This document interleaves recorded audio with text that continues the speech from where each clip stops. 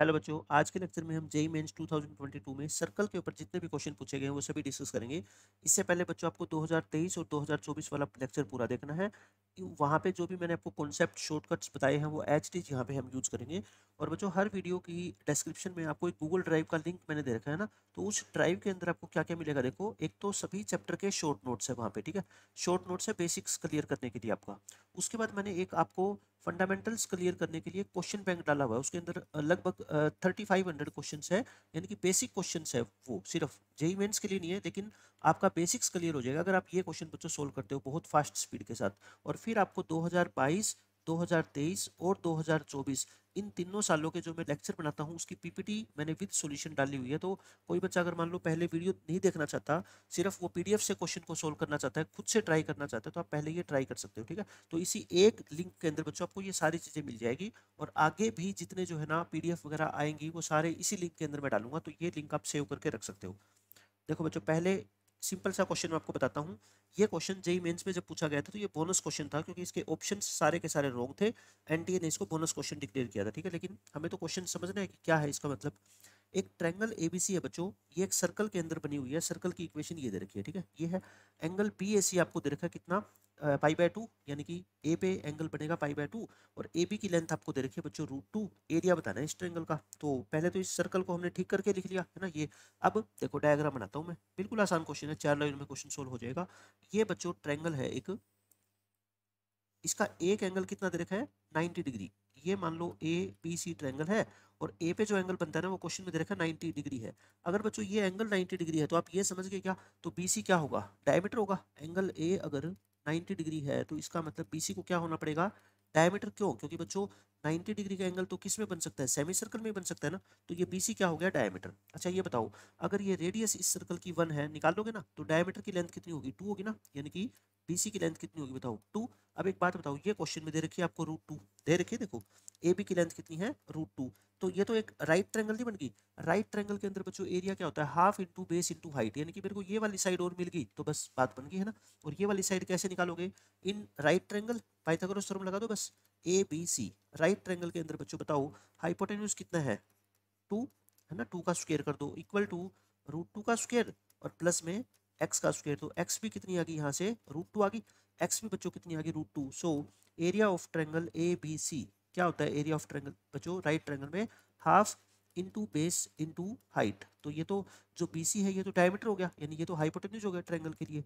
तो बेस और हाइट कौन से बच गए, ये और ये बच गए ना। तो यानी कि √2 इंटू √2, तो √2 इंटू √2 2, 2/2 करोगे, आंसर क्या आ गया बच्चों, 1। तो आंसर अपना इस क्वेश्चन का 1 करेक्ट है। और इसमें कोई नई बात थी नहीं इस क्वेश्चन के अंदर, आसान सा क्वेश्चन है ये तो। उसके बाद बच्चों ये क्वेश्चन देखो, बहुत इजी क्वेश्चन है, बहुत ही इजी क्वेश्चन। इसमें कहता है इस सर्कल का, ये पूरा एक सर्कल है, एक diameter, one of the diameters of the circle this, मतलब इस सर्कल का कोई एक डायमीटर, वो इस सर्कल की बच्चों एक क्या है, कोड है। देखो कैसे होता है डायग्राम, मान लो ये एक सर्कल है छोटा, है ना। इसका ये है डायमीटर, इसका ये क्या है, डायमीटर। ये डायमीटर किसी दूसरे सर्कल की कोड है। कैसे भाई, ये आप एक ऐसा सर्कल ड्रॉ कर सकते हो जिसकी ये रेड वाली लाइन एक कोड हो जाए, बिल्कुल देखो कोई भी कर दो ना, ये लो ऐसा ऐसा सर्कल हो गया ना, ये लो ऐसा ऐसा गिवन है क्वेश्चन में, ठीक है। तो आपको इसकी आर स्क्वायर की वैल्यू निकालनी है, मतलब ये जो सेकंड वाला सर्कल है ना, रेड वाला सर्कल, इसकी रेडियस कितनी है, आर। तो आर स्क्वायर की अपने को बच्चों वैल्यू निकालनी है। देखो मैं डायग्राम को दोबारा बना देता हूँ। ये एक छोटा सर्कल बना लो, कोई भी बना लो, छोटा बड़ा उससे कोई फर्क नहीं पड़ता। ये बच्चों इसका क्या है, एक डायमीटर है। मान लो ये डायमीटर को नाम दे दो आप ए बी। तो क्वेश्चन में गिवन है कि ये जो डायमीटर है ना, ये किसी दूसरे सर्कल की क्या है बच्चों, कोड है। तो इस दूसरे सर्कल को हम ऐसे बना देते हैं, देखो ये तो रफ डायग्राम है बस समझने के लिए, ठीक है। ये क्या हो गया बच्चों, एक सेकंड सर्कल हो गया। ये हो गया अपना C1 और ये सर्कल हो गया अपना C2। अच्छा इसका सेंटर बोलो, देखो मैं C1 की बात कर रहा हूँ, C1 का सेंटर मैंने निकाल दिया ना, ये तो आप निकाल ही सकते हो, √2, 3√2 ये हो गया इसका सेंटर। अच्छा इसकी रेडियस कितनी होगी, ये रेडियस मतलब ये रेडियस, ये डिस्टेंस होगी ना, ये कितनी है बच्चों, √6। और बड़े वाले सर्कल का सेंटर बताओ, बड़े वाले सर्कल का सेंटर बच्चों कहीं पे भी मान लो, कोई जरूर नहीं है, ये यहीं पे होगा, ठीक है। मैं तो दिखा रहा हूँ बस आपको, कितना हो जाएगा ये, 2√2, और बड़े वाले सर्कल की रेडियस निकालनी है। एक बात बताओ, इन दोनों सेंटर को ज्वाइन कर दूं, इन दोनों सेंटर को बच्चों मैं क्या कर देता हूँ, ज्वाइन कर देता हूँ। और ये बड़े वाले सर्कल की रेडियस है, क्या बोलो, ओ से लेके, ये एम पॉइंट है, ओ से लेके बी, ये जो रेडियस है बच्चों इसकी क्या है, ओ बी है ना। बड़े वाले सर्कल की अगर मैं बात करूं तो रेडियस कितनी है OB। तो फिर बताओ ये राइट ट्रायंगल के अंदर आप पाइथागोरस थ्योरम लगा के नहीं निकाल सकते। MB तो आपको √6 दे ही रखी है।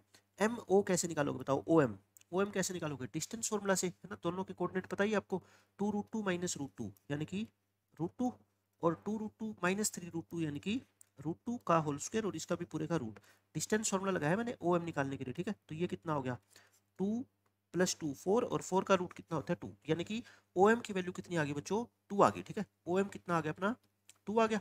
OM भी आ गया इस डायग्राम में। तो फिर बताओ, सो इन ट्रायंगल किसमें, PMO में बच्चों पाइथागोरस थ्योरम लगा दो। ये डिस्टेंस क्या है, r है ना। तो r स्क्वायर, हाइपोटेन्यूज का स्क्वायर क्या होता है बच्चों, बेस स्क्वायर प्लस में परपेंडिकुलर स्क्वायर, यानी कि 6 + 4। आंसर कितना आ गया इस क्वेश्चन का, 10 आ गया, है ना। देखो डायग्राम से समझ सकते हो आपकी किस किस तरीके से मैंने जो है ना दोनों के सेंटर निकाले, दोनों के सेंटर को बच्चों क्या कर दिया, ज्वाइन कर दिया, ठीक है। और ये क्या हो गया, फिर ये रेडियस आपको दे रखी थी, ये दोनों के सेंटर के बीच की डिस्टेंस, डिस्टेंस फॉर्मूला से निकाल लो, बस तीसरी साइड निकल जाएगी राइट ट्रायंगल के अंदर, है ना। उसके बाद बच्चों देखो, ये बहुत बहुत ज़्यादा इंपॉर्टेंट क्वेश्चन है। ये क्वेश्चन मैंने लिया है अपना इसी शिफ्ट का है, 26 जुलाई का। मैंने ये क्वेश्चन आपको क्वाड्रेटिक इक्वेशन चैप्टर में करवाया था, लेकिन अब मैं आपको इसका दूसरा कॉन्सेप्ट बताना चाहता हूँ, ताकि ये क्वेश्चन देखते ही आप 4 लाइनों के अंदर इसका आंसर दे दो, है ना। बहुत बहुत इंपॉर्टेंट कॉन्सेप्ट है। 2 क्वेश्चन पूछे गए हैं 2022 के अंदर। क्या होता है देखो, इसमें आपको हमेशा ये गिवन होता है कि इस इक्वेशन के जो 2 रूट होंगे, है ना, 2 रूट होंगे, वो बच्चों PQ एक डायमीटर है सर्कल का, ठीक है। PQ एक डायमीटर है, तो डायमीटर के एंड पॉइंट हम कैसे लेते हैं, जैसे x1 y1 और x2 y2, है ना। ये 2 पॉइंट हो गए, ये P और ये Q। इन दोनों पॉइंट के बच्चों जो एब्सिसा है, यानी x1 और x2 की वैल्यू है, वो क्या है, इस इक्वेशन के रूट है, ठीक है। और जो ऑर्डिनेट्स है वो इस इक्वेशन के रूट है, यानी कि जो y1 और y2 की वैल्यू आएगी ना बच्चों, वो इस इक्वेशन के रूट होते हैं। तो आपको सर्कल की इक्वेशन निकालनी होती है। क्या निकालनी होती है, सर्कल की इक्वेशन। आप एक बात बताओ, सर्कल की इक्वेशन क्या होती है, आप देखना, x minus x1 diameter form में पता है ना, into x minus x2 plus y minus y1 into y minus y2 equal to 0। वहां मैंने क्वाड्रेटिक वाले चैप्टर में आपको क्वाड्रेटिक के हिसाब से बताया था कि इन दोनों इक्वेशन की पहले क्या कर लो, मल्टीप्लाई कर लो। लेकिन एक बात बताओ, मल्टीप्लाई करने की जरूरत क्या है, ये एक इक्वेशन लिख रखी है, आप ध्यान से सुनना मेरी बात को। इसके रूट है क्या, एक x1 और एक x2। किसी भी इक्वेशन के अगर रूट x1 x2 है, तो उस एक्सप्रेशन को, यानी कि x² माइनस 4x माइनस 6 को क्या बच्चों हम x minus x1 into x minus x2 नहीं लिख सकते, लिख सकते हैं ना। जैसे देखो, x² minus 5x plus 6 equal to 0। इसके रूट आपको पता है कितने होते हैं, 2 और 3। तो क्या मैं इसको x minus 2 into x minus 3 नहीं लिख सकता, लिख सकता हूँ ना बच्चों। अगर इसका लीडिंग कोफिशिएंट कुछ भी होता, मान लो 1 है तो 1, है ना। यहाँ पे 5 होता तो यहाँ पे क्या लिख देते हम, 5 लिख देते। तो बस मैं यही आपको कहना चाहता हूँ कि ये जो चीज़ लिख रखी है ना बच्चों, ये इसकी ही तो वैल्यू है, समझ गए। और ये जो चीज़ लिखी हुई है, ये इसकी ही तो वैल्यू है। तो आपको कुछ करना ही नहीं, बस इन दोनों क्वाड्रेटिक इक्वेशन को बच्चों क्या करना है, ऐड करना है। क्या करना है, ऐड। क्यों, ये बताओ, दिस प्लस दिस, और ये क्या चीज है, ये यही चीज है बच्चों। क्यों, क्योंकि इसके रूट है क्या, x1 और x2। तो अगर किसी क्वाड्रेटिक इक्वेशन के रूट x1 x2 है, तो बच्चों इस पोलिनोमियल को, इतने इतने पोलिनोमियल को आप ये तो लिख सकते हो ना, ये मैंने आपको बता दिया। तो सिर्फ आपको हमेशा यही करना है कि दोनों क्वाड्रेटिक इक्वेशन को क्या कर दो, सीधा सीधा बच्चों ऐड कर दो, समझ गए। तो अपना इक्वेशन क्या आ गई सर्कल की, इक्वेशन ऑफ सर्कल इज, बिना कुछ सोल्व करे इसको और दूसरी क्वाड्रेटिक इक्वेशन जो y के अंदर है बच्चों, उन दोनों को क्या कर दो, ऐड कर दो बस, और आपके सर्कल की इक्वेशन आ गई। ये लो, समझ गए। आगे सर्कल की इक्वेशन क्या बन गई, स्टैंडर्ड फॉर्म में लिख दो इसको, माइनस के 4x plus 2y minus 13 equal to 0। अब तो बस वही को काम रह गया कि सर्कल की इक्वेशन अपने को ये दे रखी है और ABC की वैल्यू निकालनी है अपने को, है ना। ये इक्वेशन अपने को क्वेश्चन में दे रखी है, x² plus y² plus 2ax plus 2by और प्लस c इक्वल टू 0। तो यहाँ से 2a की वैल्यू कितनी आ गई, -4, 2b की वैल्यू कितनी आ गई 2, और c की वैल्यू कितनी आ गई -13। तो a की वैल्यू कितनी आ गई बच्चों, -2, b की वैल्यू कितनी आ गई 1। तो हमारा जो आंसर पूछ रखा था वो था a plus B minus C, a plus B minus minus plus. Answer कितना आया था इस क्वेश्चन का, 12 आया था। तो पेपर के अंदर मैं तो ये इतना लिख के दिखाया आपको, वहाँ पे आपको इतना कुछ लिखने की जरूरत ही नहीं है। वहाँ तो सीधा बस इन दोनों क्वाड्रेटिक इक्वेशन को सीधा ऐड करके आगे बढ़ जाओ, ठीक है। बस ये सर्कल की क्या आ जाएगी, आपकी इक्वेशन आ जाएगी। क्यों आई वो मैंने आपको बता दिया। देखो अब ये क्वेश्चन पूछा गया था एक, इसमें वही सेम क्वेश्चन है बच्चों। पी क्यू क्या है, सर्कल का एक डायमीटर है, और पी और क्यू के जो एब्सिसा है वो इस इक्वेशन के रूट है। और जो ऑर्डिनेट्स है वो इस इक्वेशन के रूट है ना। तो आपको सर्कल की इक्वेशन बतानी है। बताओ कितना आसान क्वेश्चन है। लिख दूं सर्कल की इक्वेशन? कैसे लिखी बताओ? इस इक्वेशन को और इस इक्वेशन को क्या कर लो, ऐड कर लो। लेकिन बच्चों ध्यान रखना, सर्कल की इक्वेशन में एक्स स्क्वायर का कोफिशिएंट और वाई स्क्वायर का कोफिशिएंट तो क्या होता है, सेम होता है ना। तो पहले अगर ऐड करती है तो फिर ये सेम नहीं बनेगा। तो या तो इसको 2 से डिवाइड कर लो या इसको 2 से पहले क्या कर लो, मल्टीप्लाई कर लो। बात तो एक ही है, मैंने इसको 2 से मल्टीप्लाई करके लिख दिया, ठीक है। ऐसा क्यों लिखा? क्योंकि बच्चों क्वेश्चन में जो सर्कल की इक्वेशन गिवन है ना, वो ऐसी गिवन है मेरे को, ठीक है। पिछली बार भी तो यही था, एक इक्वेशन आपने लिखी थी, एक क्वेश्चन में गिवन थी। ऐसा ही है, एक इक्वेशन मैंने लिखी, एक क्वेश्चन में गिवन है। इन दोनों को इक्वेट करना, इक्वेट करके बोलो आर की वैल्यू कितनी आ गई 11 और 2s की वैल्यू कितनी आ गई 14। तो s कितना आ गया बोलो बच्चों 7 और p माइनस 2q, देखो ध्यान से देखना, p माइनस 2q की वैल्यू 22 नहीं है, माइनस 22 है ना। बस ये साइन का ध्यान रखना है। और बस p और q की अलग वैल्यू निकालने की जरूरत नहीं है, क्योंकि आपसे इसी तरह का कुछ आंसर पूछा गया। देखो 2 इंटू आर, आर कितना बच्चों 11 प्लस एस, एस कितना 7। ये क्या लिखा हुआ है, p माइनस 2q तो लिखा हुआ है ना ये। तो 22 प्लस 7 और p माइनस 2q की वैल्यू कितनी है माइनस 22।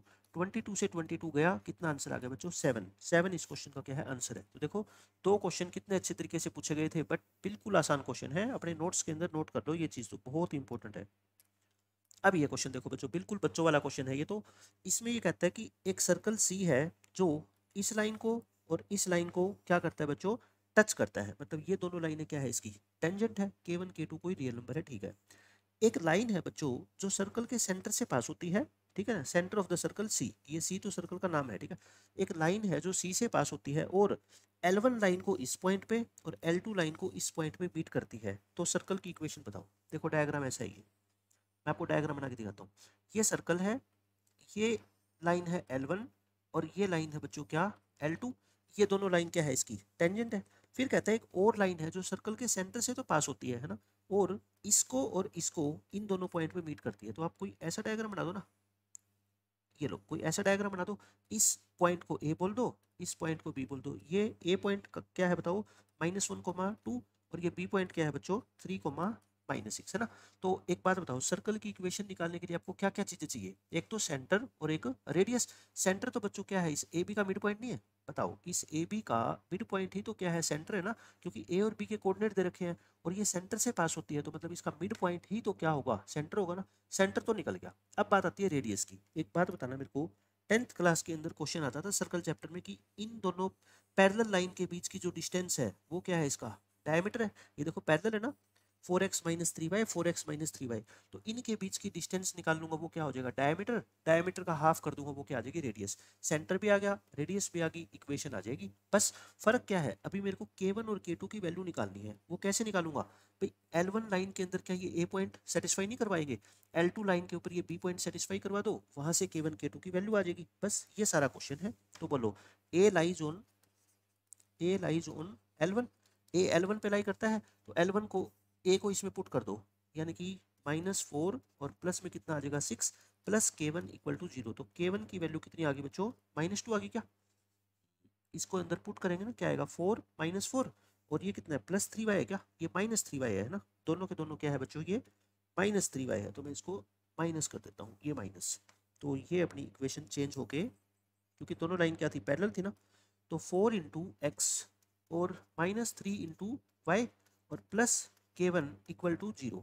तो -10, K1 की वैल्यू कितनी आ गई बच्चों 10 आ गई है ना। देखो कितनी आसानी से हमने K1 K2 निकाल देंगे। इसी तरह से P लाई करता है कहाँ पे, L2 पे। P को L2 के अंदर बच्चों सेटिस्फाई करवा दो, तो 4 इंटू 3 -3 इंटू -6 और प्लस में K2 इक्वल टू 0। तो K2 की वैल्यू आई थिंक कितनी आ गई बच्चों -30 है ना। K1 K2 आ गई। तो अब पहले तो मेरे को सेंटर बता दो, ये सेंटर, सेंटर क्या है बच्चों मिड पॉइंट है ना ए बी का, mid point of A B. तो ए बी का मिड पॉइंट बोलो क्या क्या आएगा 3 -1 2 2/2 1 -6 +4 -4 और +2 करोगे तो ये कितना आ जाएगा -2। अच्छा अब बोलो डायमीटर क्या होगा इस सर्कल का, डायमीटर होगा बच्चों इन दोनों जो पैरेलल टेंजेंट है ना ये और ये, इन दोनों के बीच की distance, distance between parallel tangents. Parallel line के बीच की डिस्टेंस निकालनी आपको आती है ना, बताओ पता है ना आपको बच्चों। दोनों के जो कांस्टेंट टर्म होती है K1 और K2 उनका डिफरेंस, एक 10 है और एक -30। 10 और -30 का गैप डिवाइड में क्या करते थे याद है, 4 का स्क्वायर प्लस 3 का स्क्वायर। याद करो distance between two parallel lines बता रहा हूँ मैं आपको ये सिर्फ, ठीक है। ये कितनी आ गई 8, ये तो डायमीटर है, तो रेडियस कितनी आ गई बोलो 4। बच्चों रेडियस भी आ गई, सेंटर भी आ गया, इक्वेशन लिख दो बस। इक्वेशन क्या होती है, एक्स माइनस एक्स 1 का whole square plus Y plus 2 का whole square equal to R square यानी कि 4 का स्क्वायर। कितना आ गया 16। तो बच्चों इस क्वेश्चन का आंसर क्या आ जाएगा अपना, ऑप्शन नंबर बी आ जाएगा। देखो एक्स प्लस 1 क्या है, ये एक्स माइनस 1 वाई प्लस 2, ये नहीं एक्स माइनस 1 है और वाई प्लस 2 है ना। देखो ऑप्शन नंबर सी आ जाएगा। एक ही ऑप्शन ऐसा है जिसमें एक्स माइनस 1 और वाई प्लस 2 है ना, तो रेडियस तो निकालने की अपने को जरूरत ही नहीं थी। ये इजी क्वेश्चन था, ये भी बहुत आसान क्वेश्चन है। देखो बच्चों क्या कहता है, एक सर्कल वाई एक्सिस को भी टच करता है और इस लाइन को भी टच करता है, तो उसका लोकस बता दो उसके सेंटर का, है ना। लोकस तो क्या, सेंटर को हम मान लेंगे अल्फा बीटा की फॉर्म में या एच के की फॉर्म में, और फिर लास्ट में एच के को इलिमिनेट कर देंगे, एक्स वाई से रिप्लेस कर देंगे। एक बात बताओ, मैंने आपको ये चीजें बता रखी है ना, कभी भी ये लिखा आ जाए बच्चों की एक सर्कल वाई एक्सिस को टच करता है ना। अगर सर्कल, मैंने पूरा डिटेल के अंदर बच्चों ये कॉन्सेप्ट समझा रखा आपको 2023 और 24 में, तो वो चीजें आपको देखनी है। अगर वाई एक्सिस को टच करता है तो सर्कल का अगर सेंटर है मान लो अल्फा बीटा, तो इस ये जो डिस्टेंस है ये कितनी है, अल्फा है ना, और यही क्या है बच्चों, रेडियस है। तो क्या होता है, अगर वाई एक्सिस को टच करता है तो सर्कल की रेडियस किसके इक्वल होती है बच्चों, जो सेंटर का एक्स कोऑर्डिनेट है उसकी एब्सोल्यूट वैल्यू का, है ना, प्लस माइनस का ध्यान रखना है। और अगर सर्कल एक्स एक्सिस को टच करता है तो बच्चों इसकी रेडियस क्या होती है, इस सेंटर के वाई कोऑर्डिनेट के इक्वल होती है। समझ गए, ये दोनों के दोनों कॉन्सेप्ट आपको पता है। फिर अगर एक सर्कल लाइन को टच करता है, कोई जनरल लाइन है ना, ये एक्स एक्सिस वाई एक्सिस नहीं है, ये कोई भी जनरल लाइन है ऐसी, अगर इस लाइन को टच करता है तो बच्चों क्या मतलब हुआ कि सेंटर से, सर्कल के सेंटर से बच्चों इसकी परपेंडिकुलर डिस्टेंस निकाल लो और वही क्या होगी, इसकी रेडियस होगी। तो लाइन को टच करता है, कहीं पे भी ये लिखा आ जाए कि एक सर्कल एक लाइन को टच करता है, कहने का मतलब जो सर्कल की रेडियस है वही बच्चों सेंटर की उस लाइन से क्या होगी, परपेंडिकुलर डिस्टेंस होगी। दोनों को इक्वेट कर देना, जो भी आपसे पूछा जाएगा वो आ जाएगा। कॉन्सेप्ट अपने को पता होना चाहिए, हर लाइन का मतलब पता होना चाहिए, फिर क्वेश्चन आपको आसान लगेगा, ठीक है। तो रेडियस किसके इक्वल है बच्चों, एक्स कोऑर्डिनेट के इक्वल है, क्योंकि वाई एक्सिस को टच करता है। लाइन को टच करता है तो रेडियस परपेंडिकुलर डिस्टेंस सेंटर की उस लाइन से उसकी क्या होगी, इक्वल होगी, ठीक है। तो मैं एक एक करके बनाता हूँ। देखो क्वेश्चन के अंदर क्या दे रखा है अपने को, सेंटर का लोकस बताना है ना, सेंटर का लोकस बताना है। तो लेट कर लो, जिसका लोकस बताना है बच्चों उसी को मान लो, क्या मान लो, एच के मान ले, सेंटर को क्या मान लो, एच के मान लो, ठीक है। तो अब बताओ मेरे को इस क्वेश्चन में रेडियस को मैं क्या बोलूँ, रेडियस को क्या बोलूंगा, अगर वाई एक्सिस को टच करता है तो इसका एक्स कोऑर्डिनेट, ठीक है, ये हो गया। अब आप मेरे को बताओ जो सेंटर है उसकी परपेंडिकुलर डिस्टेंस बच्चों इस लाइन से किसके इक्वल होगी, ये रेडियस के इक्वल। और रेडियस क्या है बताओ इस क्वेश्चन में, एच। बस ये मैंने डायग्राम आपको बना दिया। अब परपेंडिकुलर डिस्टेंस निकाल लो, कैसे निकालते हो, पॉइंट पुट करते हो ना, एच प्लस के और डिवाइड बाय रूट 2 कर दे, एच प्लस के थे ना, हाँ ठीक है, डिवाइड बाय कितनी हो जाएगी, रूट 2। बस यहाँ से लोकस आ गया आपका, और तो कुछ था ही नहीं। स्क्वायर कर दो दोनों तरफ, दोनों तरफ बच्चों स्क्वायर करके और क्रॉस मल्टीप्लाई कर दो और आपका आंसर आ गया। एच और के को रिप्लेस कर देंगे ना एक्स वाई से, तो ये क्या आ गया 2h स्क्वायर, इस सबको एक तरफ ले आओ, माइनस एच स्क्वायर माइनस के स्क्वायर इक्वल टू 2h के। एच के को बच्चों क्या है, रिप्लेस कर दो किससे, एक्स वाई से, तो एक्स वाई से रिप्लेस कर दो, तो ये कितना आ जाएगा बताओ, एक्स स्क्वायर और माइनस में Y square equal to 2xy, X square minus Y square equal to 2xy। नहीं नहीं नहीं, ये ऑप्शन होगा, है ना, D option, sorry sorry sorry, मैं किस किस को टिक कर रहा हूँ, वैसे ही डी ऑप्शन अपना करेक्ट हो जाएगा। तो बस कॉन्सेप्ट छोटे छोटे हैं, वो आपको सब बच्चों पता होना चाहिए। ये देखो एच टी जी स्लाइड मैंने 2023 वाले लेक्चर से उठाई है, मैंने वहाँ पे आपको बताया था कि एक कोड ऑफ कॉन्टैक्ट होती है ना, ए और बी पे मान लो दो टेंजेंट ड्रॉ की गई है, तो ये ए बी क्या कहलाती है, कोड ऑफ कॉन्टैक्ट। तो कोड ऑफ कॉन्टैक्ट और जो टेंजेंट से मिलके बच्चों ट्रायंगल बनती है, ये वाली ट्रायंगल, इसका एरिया निकालने का ये क्या है बच्चों, शॉर्टकट है। याद होना चाहिए आपको हमेशा, क्या होता है shortcut, R into L cube upon R square plus L square. R तो क्या होती है सर्कल की रेडियस, आर तो क्या होती है बच्चों सर्कल की रेडियस होती है, और एल, एल क्या होती है इस टेंजेंट की लेंथ होती है। तो आप ये फॉर्मूला अप्लाई कर सकते हो, लेकिन मैं कहता हूँ फॉर्मूला अगर मान लो बाय चांस भूल गए क्वेश्चन में, ठीक है, तब आपको बच्चों इसका बेसिक तरीका भी आना चाहिए। मैं दोनों तरीके से बता देता हूँ। देखो एक ये बहुत काम की चीज है, आपको किसी भी ट्रायंगल का एरिया निकालना हो, कोई भी ट्रायंगल हो चाहे वो, ठीक है, अगर उसकी आपको दो साइड बच्चों पता है और उन दोनों साइड के बीच का एंगल आपको पता है, तो फॉर्मूला क्या होता है बच्चों, half into A B sine theta, ठीक है। अगर दो साइड की लेंथ आपको पता है, उनके बीच का एंगल आपको पता है, तो फॉर्मूला क्या होता है, half A B sine theta. ये आप कहीं पे भी अप्लाई कर सकते हो किसी भी ट्रायंगल के अंदर। राइट ट्रायंगल के अंदर देखो राइट ट्रायंगल के अंदर यहीं से तो बना है वो फॉर्मूला। ये मान लो ए है और ये मान लो क्या है बी है, तो फॉर्मूला क्या होता है, half A B sine theta होता है ना। अब थीटा कितना है इस क्वेश्चन में, 90 है, तो फिर साइन 90 कितना हो जाता है बच्चों, 1 हो जाता है, इसलिए हम उसको साइन थीटा को लिखते नहीं है, बट फॉर्मूला यहीं से आया वो भी। अब ये क्वेश्चन देखो बच्चों, ये क्वेश्चन देखो किसका है, 2023 का है ना। मैं 2023 में आपको करवा चुका हूँ कैसे, शॉर्टकट लगा के, बट मैं कहता हूँ मान लो कभी शॉर्टकट ना आपको याद आए तो इस क्वेश्चन का बेसिक तरीका भी बच्चों आपको आना चाहिए, क्योंकि वो आसान है, मुश्किल नहीं है। देखो ऐसे, ये सर्कल है, ये एक्सटीरियर पॉइंट से बच्चों दो टेंजेंट ड्रॉ की गई है ना, ये लो दो टेंजेंट ड्रॉ कर दी। ये क्या है बच्चों, कोड ऑफ कॉन्टैक्ट है, ये कोड ऑफ कॉन्टैक्ट है, और एक मैं इसकी रेडियस ड्रॉ कर लेता हूँ यहाँ से ऐसे, ये होगी अपनी रेडियस, और ये बना लो एक ट्रायंगल, ये एंगल को थीटा मान लो, है ना, क्या मान लो, थीटा। अब आप मेरे को बताओगे इस सर्कल की रेडियस कितनी है, सेंटर कितना है, इसका सेंटर निकाल दे। अच्छा ये आर पॉइंट तो क्या है, ये यहाँ पे मीट करती ना आके 9/4, 2 से, और इसका सेंटर कितना है बोलो, 1, -1/2, और रेडियस बच्चों कितनी है इसकी, 1 का स्क्वायर, 1/2 का स्क्वायर, और -5, ये इधर आके क्या हो जाएगी, +5 हो जाएगी ना, यानी कि क्या आ गया ये 6 + 1/4, तो 25/4 यानी कि 5/2, ये रेडियस कितनी आ गई बच्चों इसकी, 5/2 आ गई, ठीक है। अच्छा सेंटर है ही, सेंटर कितना बच्चों, 1, -1/2। अब एक बात बताओ आप, टेंजेंट की लेंथ आप निकाल सकते हो इस क्वेश्चन में, क्या मैं ये कहूँ आपसे, अपने को तो क्या है एरिया निकालना है ना, ये क्या है एल और ये भी क्या है बच्चों एल, मेरे को इस ट्रायंगल का एरिया चाहिए। आप ध्यान से सोचना, मैंने अभी क्या बताया था आपको, एरिया निकालने का क्या फॉर्मूला होता है, half A B sine theta, है ना। तो ये लेंथ और ये लेंथ तो क्या है, इक्वल है, तो एल निकाल सकते हो आप। एल का या तो डायरेक्ट फॉर्मूला लगा दो, क्या होता है बच्चों एल √S1, या फिर इस ट्रायंगल के अंदर पाइथागोरस थ्योरम भी तो आप लगा सकते हो ना, तो चाहे पाइथागोरस थ्योरम लगा दो, देखो ये एंगल 90 का होता है, तो या तो एल का फॉर्मूला क्या होता है बताओ, हाइपोटेन्यूज का स्क्वायर, मतलब इन दोनों के बीच की क्या निकालोगे, फिर डिस्टेंस निकालोगे ना, सेंटर और आर के बीच की, बट ये मत लगाओ क्योंकि आपको तो एल निकालने का डायरेक्ट फॉर्मूला पता है ना, ये तो 10th क्लास का बच्चा लगाएगा। एल क्या होती है बच्चों, √S1, तो √S1 निकालो, देखो ये मैंने सोल्व करके लिख दी, √S1 कितना आया था 5/4, और रेडियस कितनी है 5/2।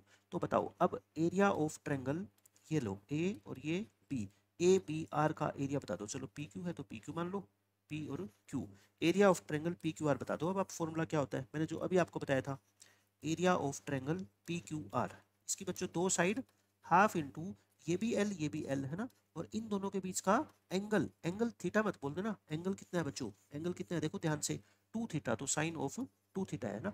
लेकिन अब आप कहोगे सर साइन 2 थीटा की वैल्यू कहाँ से लाए, आपकी बात ठीक है बिल्कुल, इस ट्रायंगल के अंदर देखो, इस ट्रायंगल की बात कर रहा हूँ मैं, पूरी ट्रायंगल की, है ना, ये राइट ट्रायंगल है ना, क्योंकि ये एंगल 90 डिग्री का है, तो इन ट्रायंगल, ये सेंटर ओ है, P O R, P O R में बताओ, टेन थीटा का फॉर्मूला लगा दूं मैं, टेन थीटा क्या होता है बच्चों, परपेंडिकुलर बाय बेस, अगर ये थीटा है तो इसके सामने वाली साइड क्या है, perpendicular, divide by base, base कौन सा होता है, ये तो हाइपोटेन्यूज हो गया, बेस क्या है बताओ एल, तो फिर बताओ ये 5/2 आ गया क्या, और एल की वैल्यू कितनी है 5/2, एल है बच्चों 5/4, तो यानी कि ये कितना आ गया बोलो 2 आ गई, तो टेंजेंट थीटा की वैल्यू कितनी आ गई, 2 आ गई। लेकिन अपने को तो साइन 2 थीटा चाहिए, तो आप बता सकते हो मेरे को sine 2 theta, L into L तो एल स्क्वायर हो गया, साइन 2 थीटा क्या होता है, 2 tan theta upon 1 + tan² theta होता है ना, ये बेसिक फॉर्मूला आपको आना चाहिए। तो एल स्क्वायर, एल कितना है बच्चों 5/4, तो इसका स्क्वायर कितना हो जाएगा 25/16, और ये 2 तो है ही, टेन थीटा की वैल्यू कितनी है बोलो 2, और 1 + 2 का स्क्वायर यानी कि ये कितना आ जाएगा 5, इसको सोल्व करोगे आपका आंसर बच्चों कितना आ जाएगा 5/8 आ जाएगा, ठीक है। तो यानी कि मैंने बेसिक तरीका बता दिया, आपको अगर शॉर्टकट नहीं याद है तो इस ट्रायंगल से पहले टेन थीटा की वैल्यू निकाल लो, है ना, पूरी बड़ी ट्रायंगल से इससे, और फिर लेंथ ऑफ टेंजेंट आपको निकालना आता है, ये √S1 फॉर्मूला लगा दो बेसिक ट्रायंगल का, क्या होता है area half into A B sine theta, but theta बच्चों ये पूरा थीटा होता है, क्यों, क्योंकि ये ट्रायंगल अगर ऐसे है ना, ये ट्रायंगल ऐसी थी ना, तो बच्चों ये एल है ये एल है, तो इनके बीच का एंगल तो ये पूरा कहलाएगा ना 2 थीटा, ठीक है, ये हो गया। तो अब मैं आपको क्वेश्चन कराता हूँ, देखो जो इस बार पूछा गया 2022 में जो पूछा गया था वही क्वेश्चन है, दो टेंजेंट है बच्चों ए और बी के ऊपर इस सर्कल की, और वो मीट करती है ओरिजिन पे जाके, तो वही आपको ए और बी का क्या निकालना है, ट्रायंगल का एरिया बताना है। बिल्कुल आसान है ये तो, है ना, बेसिक फॉर्मूले से आप कर ही लोगे, √S1 निकाल दी मैंने, है ना, लेंथ ऑफ टेंजेंट आ गई कितनी √3, और फिर फॉर्मूला लगा दिया मैंने क्या, R into L cube upon L square plus में आर स्क्वायर, और आंसर इस क्वेश्चन का आ गया। लेकिन मैं कहता हूँ बच्चों मेथड 2 देखो, अब इस क्वेश्चन में मेथड 2 आपको आसान लगेगा, क्यों, क्योंकि वहां पे साइन 2 थीटा अपने को निकालना पड़ा था, यहाँ पे उसकी जरूरत नहीं पड़ेगी। देखो मेरी बात सुनो, पहले तो वही इन ट्रायंगल ओ ए और ये मान लो पी, है ना, पी ओ ए, मैं टेन थीटा का फॉर्मूला लगा देता हूँ, परपेंडिकुलर बाय बेस। तो परपेंडिकुलर क्या होती है हमेशा रेडियस, और बेस क्या होगी लेंथ ऑफ टेंजेंट।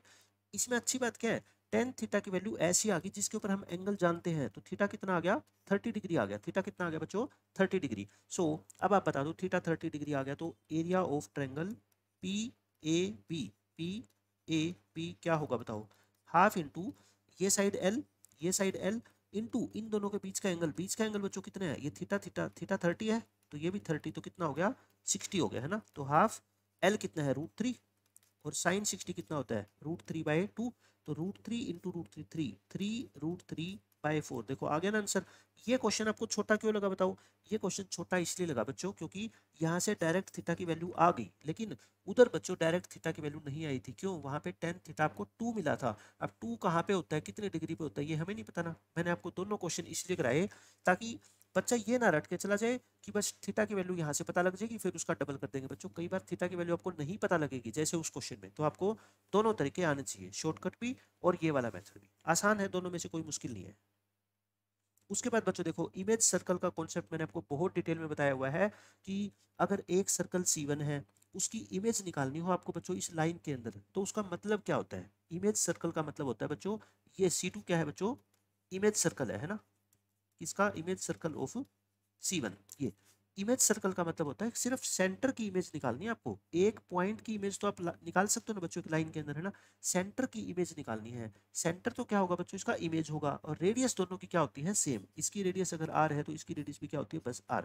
सिर्फ अपनी नोटबुक में इतना नोट कर लो कि इमेज सर्कल का मतलब ये होता है कि जो सेकंड वाले सर्कल का सेंटर है ना वो फर्स्ट सेंटर की इमेज होगा, ठीक है, और रेडियस दोनों सर्कल की क्या होती है सेम होती है। बस इतनी सी बात है, इससे सारे क्वेश्चन आपके सोल्व हो जाएंगे। देखो जैसे ये पहले मैं आपको इमेज निकालने का कॉन्सेप्ट बताइए, आपको इस पॉइंट की इमेज अगर इस लाइन में पूछे है ना, शॉर्टकट मैंने आपको बता रखा है, तो क्या आ जाएगी वो 2,2 आ जाएगी। अब ये क्वेश्चन देखो क्या कहता है इस क्वेश्चन में, let the mirror image of this circle, एक सर्कल है C1, इसकी मिरर इमेज बच्चों इस लाइन के अंडर वो C2 सर्कल आ गया, ठीक है। तो आपको क्या निकालना है, अल्फा प्लस में 6r², अल्फा तो देखो यहाँ है और r², r कोई क्या है, r is the radius of the circle C2, ये नीचे वाले सर्कल की क्या है बच्चों रेडियस है, निकाल देंगे हम कोई बात नहीं। मैंने ये डायग्राम बना दिया, बताओ अब ये डायग्राम ऊपर वाले सर्कल का है ना, मैंने सेंटर निकाल दिया, रेडियस निकाल दिया, इसका सेंटर मेरे को नहीं पता, लेकिन इसका सेंटर आपको पता है ना क्या होता है बताओ, इस 1 3 पॉइंट की इमेज होता है इस लाइन के अंदर, और इमेज अभी हमने निकाल के देखी थी वो कितनी आई थी 2,2। अब आप मेरे को ये बताओगे कि जो नया सर्कल है C2 है ना, नीचे वाला सर्कल, उसका सेंटर क्वेश्चन के हिसाब से तो क्या मिल रहा है आपको, उसका सेंटर जो है वो क्वेश्चन के हिसाब से तो -g, -f है, लेकिन हमारा जो सेंटर निकल के आया वो इमेज वाला वो कितना निकल के आया 2,2। तो यहाँ से बोलो g की वैल्यू -2 आ गई और f की वैल्यू -2 आ गई, इतनी बात आप समझ गए क्या, ठीक है। अच्छा उसके बाद बोलो ये रेडियस और ये रेडियस क्या है, इक्वल है।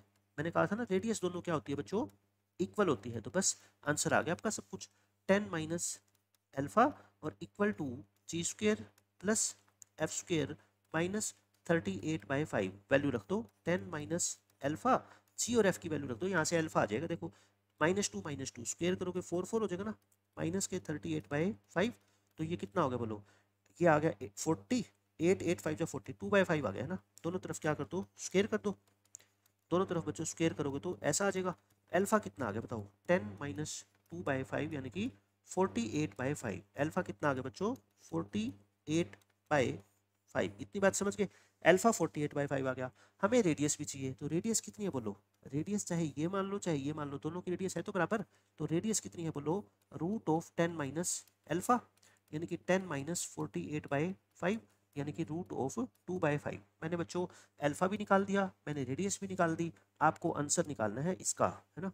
आंसर देख लो क्या है, अल्फा 6r² प्लस में अल्फा 6 इंटू r² कितना हो गया बोलो 2/5, और अल्फा हमने कितना निकाला था 48/5, तो 5 एलसीएम ले लो, 12 प्लस 48 60, 60 को 5 से डिवाइड करोगे बच्चों कितना आंसर आएगा 12 आएगा। बिल्कुल 4 लाइनों का क्वेश्चन है ये, तो मैंने आपको इतना समझाया है। आपको पता है कि नीचे वाले सर्कल का सेंटर एक तो क्वेश्चन में गिवन होगा, एक हम निकालेंगे इमेज वाले फॉर्मूले से, उन दोनों को इक्वेट कर देंगे तो जीएफ की वैल्यू आ गई, जीएफ की वैल्यू आ गई तो बच्चों ये रेडियस आ गई, ये रेडियस आ गई तो अल्फा आ जाएगा, अल्फा और रेडियस ही तो निकालना था, बस क्वेश्चन खत्म हो गया। उसके बाद बच्चों ये छोटा सा एरिया अंडर कर्व का क्वेश्चन है कि आपको एक अपवर्ड पैराबोला दे रखा है, एक y इक्वल टू 4 बच्चों ये हॉरिजॉन्टल लाइन दे रखी है, इनके बीच का एरिया ये तो आपको पता ही है ना। y एक्सिस के रिस्पेक्ट में y के रिस्पेक्ट में इंटीग्रेशन कर देना। y की लिमिट कहाँ से कहाँ तक है देखो 0 से लेके 4, तो 0 to 4 x dy है ना, y के रिस्पेक्ट में कर रहे हो, लेकिन 2 से मल्टीप्लाई मत करना भूलना है ना, क्योंकि ये एरिया तो कौन सा होता है बस इतना इतना एरिया देगा ना आपको इंटीग्रेशन तो, लेकिन हमारा एरिया तो पूरा है, तो हम क्या करेंगे 2 से इसको मल्टीप्लाई कर देंगे। तो ये तो बिल्कुल बेसिक क्वेश्चन है, 64/3 इस क्वेश्चन का आंसर आएगा। अब ये क्वेश्चन देखो, इसमें क्या कहता है बच्चों, let the locus of the centre, locus का मतलब वही कि सेंटर जिस कर्व के ऊपर लाई करेगा है ना, वो लोकस, वो बाद की बात है हम निकालेंगे। Locus of the centre of the circle which touches the circle this externally, कहने का मतलब ये है बच्चों, एक सर्कल है ना, ये सर्कल है, विच टचेस दिस सर्कल, मतलब ये एक सर्कल है पहले वाला जिसका सेंटर आपको दे रखा है कितना 0,1 और रेडियस भी कितनी है इसकी 1। कहता है एक और नया सर्कल है, एक और नया सर्कल है ये रेड वाला, ये इसको एक्सटर्नली टच करता है और ये एक्स एक्सिस को भी टच करता है, मतलब ये एक्स एक्सिस को भी क्या करता है बच्चों टच कर रहा है, ये बात है। इसका सेंटर का लोकस बताना है, इसका सेंटर क्या है अल्फा बीटा, आपको अल्फा बीटा का क्या बताना है बच्चों लोकस बताना है, समझ गए आप। अब एक बात बताओ क्या क्या होती है कंडीशन। सबसे पहले तो मैंने आपको हमेशा ये बात बताई है, कभी भी ये लिखा हो ना कि एक सर्कल एक्स एक्सिस को टच करता है तो इसका मतलब रेडियस किसके इक्वल होगी बताओ, रेडियस होगी बच्चों उसके वाई कोऑर्डिनेट ऑफ सेंटर के इक्वल है ना, यानी कि रेडियस होगी बच्चों किसके बीटा के इक्वल, या बीटा को क्या बोल दो रेडियस बोल दो, तो इसके कोऑर्डिनेट क्या आ जाएंगे फिर अल्फा कोमा आर आ जाएंगे है ना, अल्फा कोमा बीटा, बीटा को एलिमिनेट कर दो, बीटा को क्या बोल दो आर बोल दो। अच्छा उसके बाद फिर एक्सटर्नल टचिंग में क्या होता है, इन दोनों सेंटर के बीच की डिस्टेंस वो R1 और R2 के सम के क्या होती है इक्वल होती है, बस इन दोनों का यूज करके हम लोकस की इक्वेशन निकाल लेंगे। और फिर बाद में तो बच्चों आपको जो एल जो लोकस का नाम है ना, एल लोकस का नाम है, उस लोकस के और इस y इक्वल टू 4 के बीच का क्या निकालना है एरिया निकालना है, वो तो बाद में निकालेंगे, पहले हम लोकस की इक्वेशन निकालते हैं। देखो ये सब कुछ मैंने डायग्राम बना दिया, ये सर्कल सेकंड सर्कल बच्चों एक्स एक्सिस को टच करता है, तो इसकी जो रेडियस होगी आप ये बताओ रेडियस होगी वो किसके इक्वल होगी सेंटर के वाई कोऑर्डिनेट के इक्वल। तो बीटा को मैं आर लिख दूं, क्योंकि आर से मेरे को दिमाग में रहेगा कि आर क्या है बच्चों इस सर्कल की रेडियस है, ठीक है।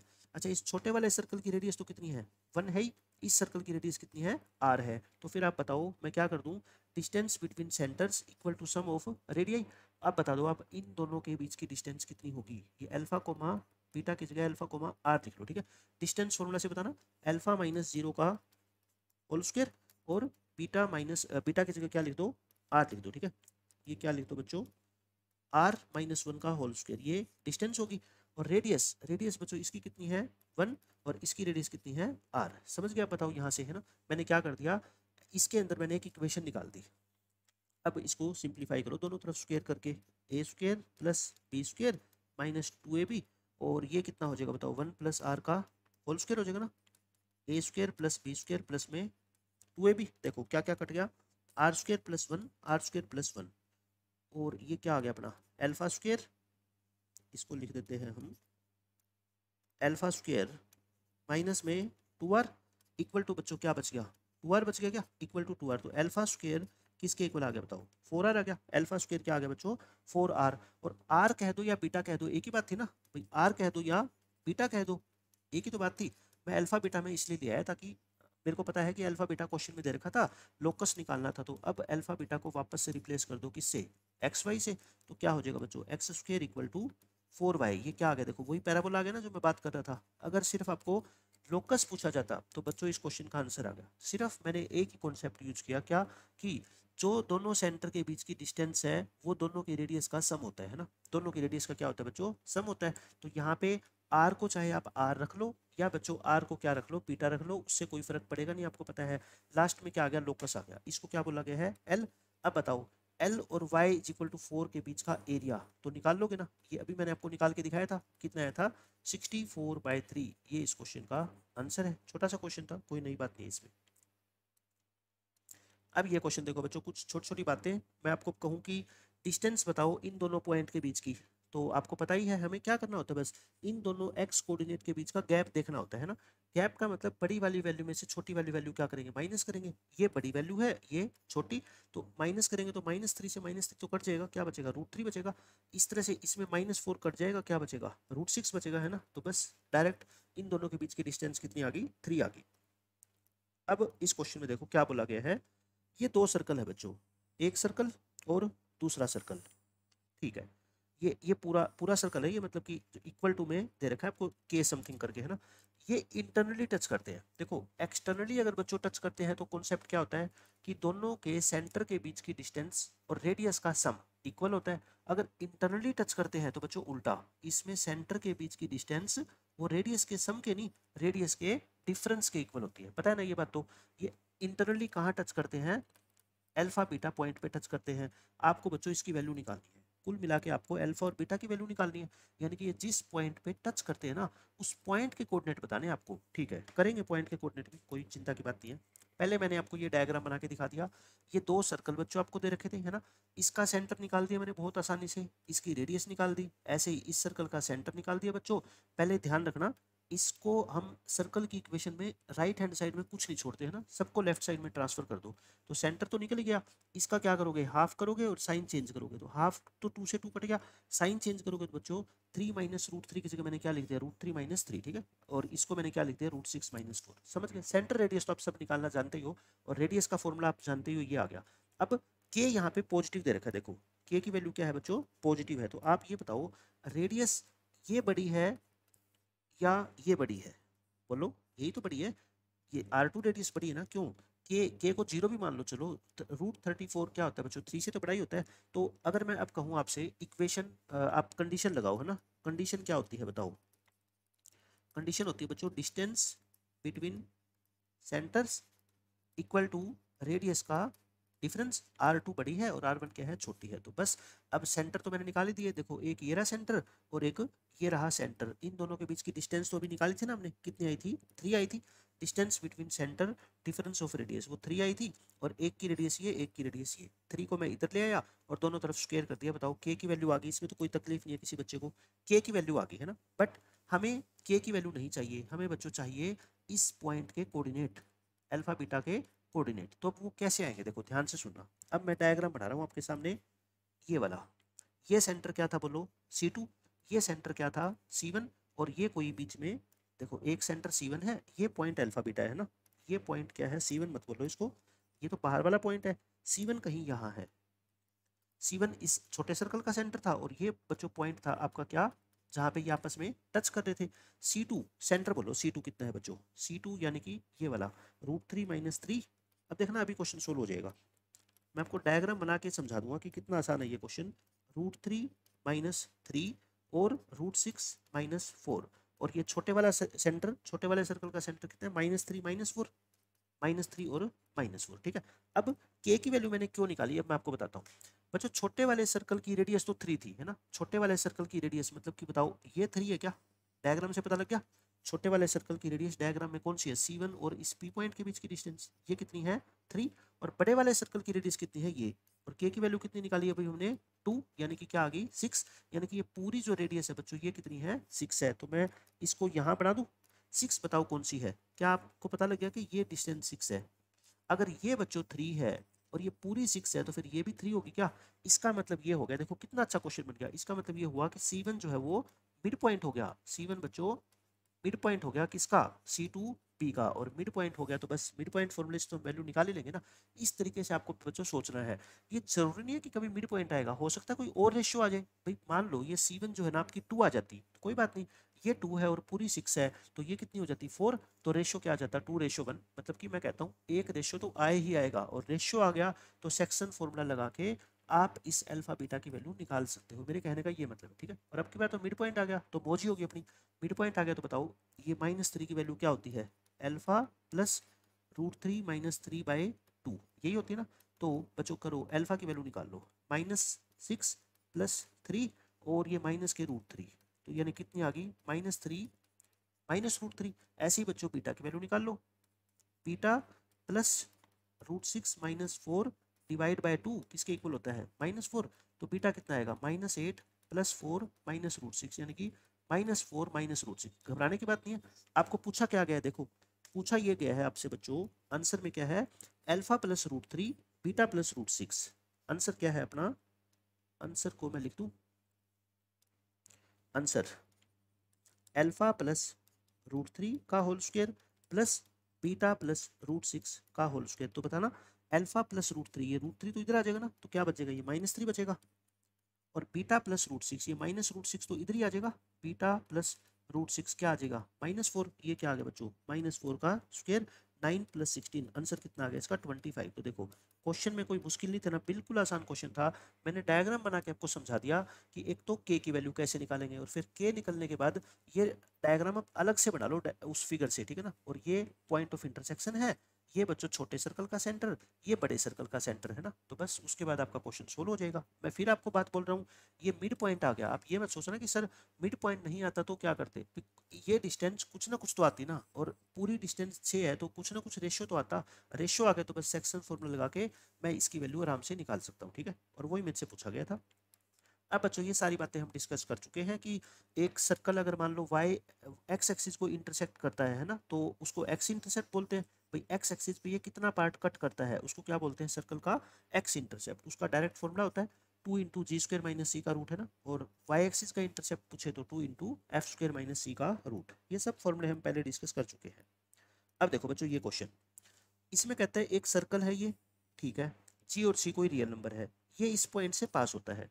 सर्कल बच्चों इस पॉइंट से पास होता है, तो देखो सर्कल में कितने वेरिएबल चमक रहे हैं, एक जी और एक सी।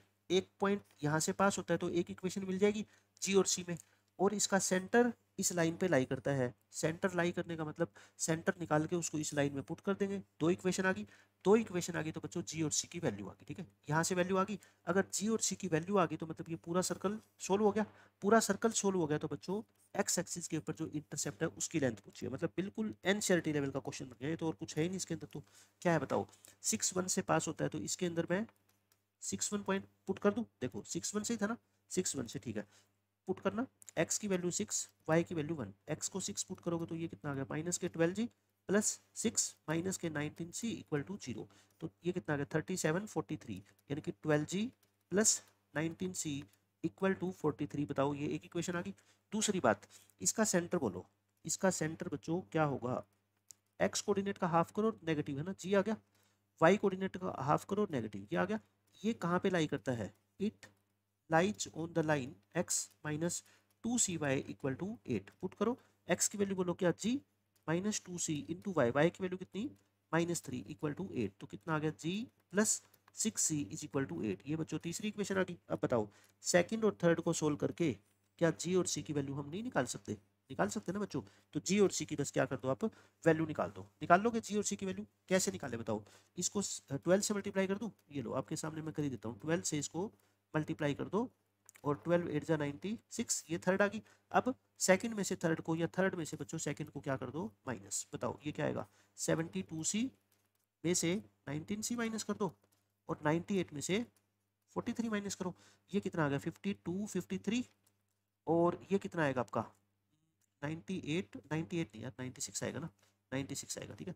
तो ये भी कितना आ जाएगा अपना 53। तो सी की वैल्यू कितनी आ गई 1, सी 1 आ गया। ये कितना है 96 है ना, 12 8 जा 96 होता है। ये C1 आ गया, C1 को बच्चों सेकंड इक्वेशन में पुट कर दो, ये लो C1 आ गया, तो 12g plus 19 equal to 43, 24g कितना आ गया 2। तो C और G की बच्चों मैंने आपको वैल्यू निकाल के दिखा दी, लेकिन C और G आते ही आप ये मत करना जल्दबाजी में कि x इंटरसेप्ट का फॉर्मूला होता है 2 into root of g² minus c, और कभी ये G और C की वैल्यू पुट कर दो। नहीं बच्चों ये गलती नहीं कर देना, क्यों, G और C तो ये सर्कल के अंदर कुछ और ही चीज है ना, ये सी होता है यहाँ पे, तो सी सी थोड़े ही है, कुछ बदल गया ना अब, तो ये जल्दबाजी मत कर देना। बस सर्कल की इक्वेशन लिखो पहले आप। सर्कल की इक्वेशन क्या थी बच्चों, -2gx -19c, और y भी थे ना +6y इक्वल टू 0। क्योंकि ये गलतियां मैं तब आपको बता पाता हूँ कि क्लास में जब हम बच्चों को ये क्वेश्चन कराते हैं तो वो नोटबुक में ये क्वेश्चन करके ले आते हैं और कहते हैं सर हमने सब कुछ निकाल दिया और आंसर गलत आ रहा है ना, वो जी और सी की डायरेक्ट वो वैल्यू पुट कर देते हैं। लेकिन वो ऐसा थोड़ा ही है कि वो तो जी और सी कुछ भी दे सकते हैं वेरिएबल। जी की वैल्यू कितनी है 2, और सी की वैल्यू बच्चों कितनी है 1। पुट करना है यहाँ पे x² प्लस y² -2g यानी कि माइनस के 4x और माइनस के 19 into C plus 6y equal to 0। अब ये सर्कल आ गया ना बच्चों, इस सर्कल के अंदर जो g और c होते हैं वो वाले फॉर्मूले के अंदर काम करने हैं, ठीक है ना। ये सर्कल है। अब बोलो इस सर्कल के अंदर अगर मैं आपसे पूछूं कि g कितना है, सर्कल की इक्वेशन क्या होती है स्टैंडर्ड फॉर्म में, X square plus Y square plus 2gx plus 2fy plus C equal to 0, यही होती होगी स्टैंडर्ड फॉर्म। तो यहाँ से कंपेयर करके g क्या है बताओ, 2g इक्वल टू -4, तो g कितना आएगा -2। अगर मैं f कहूँ तो कितना आएगा 3, अगर मैं c कहूँ तो कितना आएगा -19। आप ये मत करना सर कि सेंटर के कोऑर्डिनेट लिखने के लिए तो हम उसका साइन भी चेंज करते थे, तो बच्चों साइन चेंज करते थे, लेकिन इसका सेंटर फिर क्या होता है पता है, -g, -f होता है। तो साइन चेंज करेंगे, लेकिन यहाँ पे तो g पूछा है ना, g पूछा तो यही आएगा। तो बताओ फिर x इंटरसेप्ट का फॉर्मूला क्या होता है, 2 into root of g square minus c. तो 2 इंटू जी स्क्वेयर है ना, 4 माइनस ऑफ माइनस सी, तो 2√23 बच्चों इस क्वेश्चन का आंसर आ गया। अब मिस्टेक कहाँ पे हो सकती थी आप समझ गए, जी की वैल्यू तो चलो ठीक थी, -2 कहो 2 कहो स्क्वेयर करना है, लेकिन सी की वैल्यू अगर आप यहाँ पे डायरेक्ट 1 पुट कर देते तो 4 माइनस 1 यानी कि 3, तो आप आंसर क्या देते हैं इस क्वेश्चन का बच्चों, 2√3। देखो 2√3 अगर इस क्वेश्चन का आंसर टिक कर देते, किस्मत से 2√3 तो ऑप्शन में है नहीं, लेकिन एग्जामिनर थोड़ा सा और शाना हुआ तो वो 2√3 भी ऑप्शन में देता है ना, ताकि बच्चा तुरंत जो है ना जी और सी की वैल्यू फॉर्मूले में पुट कर दे और आंसर आ जाए। बच्चों नहीं, कॉन्स्टेंट टर्म वहाँ पे प्लस सी होती है, यहाँ पे -19c है, तो इस c का मतलब उस जनरल वाले c से नहीं है। ये तो c की जगह k लिख देता, k की जगह p लिख देता, उससे कोई फर्क थोड़ा पड़ता है, हमको अपने वाला c चाहिए। अब ये क्वेश्चन देखो, इस क्वेश्चन में बच्चों क्या क्या है, ध्यान से पढ़ो स्टेटमेंट को। एक सर्कल है C1, वो ओरिजिन से पास होता है और 4 उसका डायमीटर है पॉजिटिव एक्स एक्सिस के ऊपर, मतलब डायमीटर कहाँ पे लाई करता है, पॉजिटिव एक्स एक्सिस के ऊपर। मैं छोटा सा डायग्राम पहले बनाता हूँ, देखो अच्छा क्वेश्चन है ये। इसमें कहता है एक ओरिजिन से पास हो रहा है ना, और डायमीटर इसका एक्स एक्सिस के ऊपर लाई करता है और उसकी लेंथ 4 है। तो बताओ फिर लेंथ 4 है तो फिर ये 2 होगी और ये 2, यानी कि सर्कल को मैं कुछ ऐसा बना दूं कि आपको समझ आ रहा है, ये सर्कल है ना, तो इसकी रेडियस कितनी है बोलो 2, ये रेडियस कितनी होगी 2, और ये रेडियस भी कितनी होगी 2, क्योंकि क्वेश्चन में गिवन है मेरे को सब कुछ। ये ओ क्या है, ओरिजिन है, ठीक है, यहाँ तक क्वेश्चन खत्म। अब उसके बाद पढ़ो, कहता है the line y is equal to 2x, ये एक कोड है बच्चों सर्कल की और उसका नाम क्या है ओ ए, ठीक है। ओ तो क्या है, सेंटर है, और y is equal to 2x का रफ डायग्राम कैसा होता है बताओ, y equal to 2x centre से पास होगी है ना, और ये वाली लगभग लाइन होती है, y is equal to 2x, O A का मतलब ये पॉइंट क्या हो गया फिर बोलो, ए हो गया, ये पॉइंट क्या हो गया बच्चों, ए हो गया, ठीक है, ये क्वेश्चन खत्म। उसके बाद पढ़ो, एक C2 बच्चों एक नया सर्कल है जिसका ओ ए क्या है, डायमीटर है। बना दो, एक एक चीज पढ़ के जो है ना डायग्राम बनाते जाओ। C2 बच्चों एक नया सर्कल बनाओ जिसका ओ ए क्या है, डायमीटर है, डायमीटर ये वाला ओ ए डायमीटर है। तो डायमीटर है तो C2 कुछ भी बना दो, कोई भी सर्कल बना दो, घबराने की जरूरत नहीं है, ऐसा बना दो, ठीक है। ओ ए बस डायमीटर होना चाहिए, इसको थोड़ा ठीक करके बना दो ताकि डायमीटर नजर आए, है ना। मेरा टारगेट है कि ये डायमीटर नजर आए, तो मतलब बीचों बीच होना चाहिए ना उसके, इसको थोड़ा ऐसे करके ऐसे बना देते हैं, ठीक है। ये सर्कल हो गया बच्चों C2, और ये रेड वाला सर्कल क्या है, C1 है, ठीक है। अब लास्ट कॉन्सेप्ट क्या है देखो, कहता है टेंजेंट टू C2, मतलब जो नए वाला सर्कल है बाहर वाला ब्लू वाला, उसकी टेंजेंट कहाँ पे, ए पॉइंट पे, उस पे टेंजेंट ड्रॉ करो। वो कहता है एक्स एक्सिस को मीट करेगी पी पे और वाई एक्सिस को मीट करेगी क्यू पे। देखो करते जाओ बस, जैसे क्वेश्चन में गिवन है इन्फॉर्मेशन, क्या गिवन है बच्चों कि ये जो ब्लू सर्कल है इसकी एक पॉइंट के ऊपर एक टेंजेंट ड्रॉ करो, है ना। आपको रेड को ध्यान में नहीं रखना कि रेड की टेंजेंट होगी, नहीं, रेड की टेंजेंट हो ना हो अपने को कोई मतलब नहीं है, हमें ब्लू से मतलब है। इस ब्लू सर्कल की ए पॉइंट पे टेंजेंट ड्रॉ करो ऐसे, ठीक है। वो एक्स एक्सिस को बच्चों जाके मीट करती है पी पे और वाई एक्सिस को जाके मीट करती है क्यू पे। मैंने डायग्राम बना दिया। उसके बाद कहता है क्यू ए और ए पी का रेशियो निकालो। बिल्कुल आसान क्वेश्चन है बच्चों, देखो ये ए पॉइंट है, ये क्यू ए और ए पी, अपना जो आंसर है ना वो क्या है, Q A ratio A P. बताओ कैसे निकालोगे, क्या आपके दिमाग में आ रहा है, Q A ratio A P अपने को निकालना है। रेडियस अपने को बच्चों 2 दे रखी है, ये रेडियस कितनी थी 2, तो ये रेडियस भी कितनी होगी 2 होगी, है ना। एक बात आप मेरे को बताओ, क्या आप ए पॉइंट के कोऑर्डिनेट निकाल सकते हो, पहले एक एक करके बात करते हैं, है ना। ए पॉइंट के कोऑर्डिनेट निकाल सकते हो क्या, बिल्कुल निकाल सकता हूँ, क्योंकि ए किस किस का इंटरसेक्शन पॉइंट है बताओ। ए बच्चों आप कहोगे पॉइंट ऑफ इंटरसेक्शन है बच्चों किसका, सर्कल का, जिसका सेंटर क्या है, सर्कल विद सेंटर में सारी चीजें लिख रहा हूँ, देखो आपको अभी समझ आ जाएगी। सेंटर कितना होगा फिर बताओ इसका, 2,0 हो जाएगा ना, 2,0, और रेडियस कितनी 2, एंड लाइन, लाइन क्या बच्चों y is equal to 2x। बताओ इन दोनों का जो पॉइंट ऑफ इंटरसेक्शन है वही तो क्या है बच्चों, a है ना, समझ गए आप, तो बस a निकाल लो। सर्कल की इक्वेशन बोलो, x माइनस 2 का whole square plus Y square equal to 4, और लाइन की इक्वेशन क्या है बच्चों, y is equal to 2x। इस y is equal to 2x को यहाँ पुट कर दूँ, मेरे को तो x और y की वैल्यू चाहिए ना, y को 2x पुट करो, ये लो y को 2x पुट कर दिया, तो स्क्वायर खोल दो, a square plus b square minus 4x plus 4x square equal to 4, और ये 4 से 4 तो कट गया, चलो अच्छी बात होगी, 5x स्क्वायर माइनस के 4x equal to 0, x common ले लो, 5x minus 4 equal to 0, x की वैल्यू बच्चों दो आ गई, एक तो 0 और एक 4/5। अब 0 तो लेना मत, क्योंकि बच्चों 0 ले लिया तो फिर y भी 0 आ जाएगा, वो तो फिर ओरिजिन आ जाएगा ना, क्योंकि ये लाइन और सर्कल बच्चों ओरिजिन पे भी तो इंटरसेक्ट कर रहे हैं, तो पॉइंट तो दो ही आएंगे, आप आपस में सोल्व करके देखोगे तो अपने को 0 वाला नहीं चाहिए, तो x की वैल्यू कितनी आ गई 4/5, तो y की वैल्यू कितनी आएगी ट्वाइस यानी कि 8/5। तो फिर बता दो ए पॉइंट आपको पता लग गया क्या, 4/5 8/5 मैंने निकाल दिया, ठीक है, ये कितना आ गया बच्चों 4/5 और 8/5। अभी मैं आपको बताऊंगा प्रोसेस क्या मेरे दिमाग में चल रहा है। मेरे को है ना किसी भी तरीके से ये P और Q के कोऑर्डिनेट निकालने हैं। अब फिर मैं क्या करूंगा, एक बात बताओ आपको, आपको ये वाली डिस्टेंस और ये P से लेके A डिस्टेंस का रेशियो तो निकालना है ना, ये पॉइंट क्या आ गया A आ गया, तो एक बात बताओ, अगर ये पॉइंट आ गया और P भी मिल गया आपको और Q भी मिल गया, तो फिर सेक्शन फॉर्मूला से आप ये नहीं निकाल सकते कि वो रेशियो क्या है, आपको समझ आ गई। अगर मैं आपसे ये कह दूं कि Q के कोऑर्डिनेट भी आपको पता है, पी के कोऑर्डिनेट भी आपको पता है, ए के भी पता है, तो सेक्शन फॉर्मूले से क्या ये रेशियो नहीं निकाल सकते, आप निकाल सकते हो 10th क्लास के मेथड से। अब सिर्फ अपना एक ही टारगेट है बच्चों, क्या अपना टारगेट है बच्चों, क्या to find P and Q. P और क्यू के मेरे को अगर कोई कोऑर्डिनेट बता दे तो बस मेरा क्वेश्चन खत्म हो गया। अब आप कहोगे सर पी और क्यू क्या है, मैं कहता हूँ पी और क्यू बच्चों वो पॉइंट है जहां पे ये टेंजेंट, ये क्या है बच्चों टेंजेंट है, ये टेंजेंट जो है ना वो इंटरसेक्ट कर रही है एक्स एक्सिस को और वाई एक्सिस को, यानी कि अगर मैं टेंजेंट की इक्वेशन निकाल दूं तो मेरा क्वेश्चन खत्म है ना। अब अपना मेन टारगेट क्या है बच्चों, इक्वेशन ऑफ टेंजेंट निकालना है ना, कहाँ पे at point A, A point के ऊपर बच्चों क्या है टेंजेंट की इक्वेशन निकाल दी मैंने। तो फिर बताओ अगर लाइन की इक्वेशन आ गई आपके पास, टेंजेंट क्या है लाइन ही है, अगर लाइन की इक्वेशन आ गई तो मेरे को ये देखना हो कि वो एक्स एक्सिस को किस पॉइंट पे कट करती है, तो मैं उस इक्वेशन के अंदर वाई को क्या पुट कर दूंगा 0, पी आ जाएगा, एक्स को 0 पुट करूंगा तो क्यू आ जाएगा। बस देखो इस तरह से आपका दिमाग चलना चाहिए। उसके बाद ये अब कैलकुलेशन है, मैं लिख लिख के समझाऊंगा, बट सारा क्वेश्चन यूँ समझ लो आपका सोल्व मैंने करवा दिया, ठीक है। अब मेरा काम क्या है बच्चों, पहले टेंजेंट की इक्वेशन लिखना। अब टेंजेंट की इक्वेशन कैसे लिखोगे, पॉइंट तो है ना, पासिंग पॉइंट तो है, स्लोप नहीं है बच्चों। स्लोप कैसे निकालोगे, देखो इस लाइन का स्लोप बोल दो 2 है ना, इसका स्लोप 2 है, और बच्चों ये डायमीटर था इस ब्लू वाले सर्कल का, डायमीटर है तो फिर ये टेंजेंट के ऊपर परपेंडिकुलर है, तो फिर आप मेरे को ये बता दो अगर इसका स्लोप 2 है तो फिर टेंजेंट का स्लोप कितना होगा, समझ गए ना, 90 डिग्री का एंगल बना रहा है, कितना हो जाएगा -1/2 हो जाएगा। तो बस मेरे को पॉइंट भी पता लग गया और स्लोप भी पता लग गया।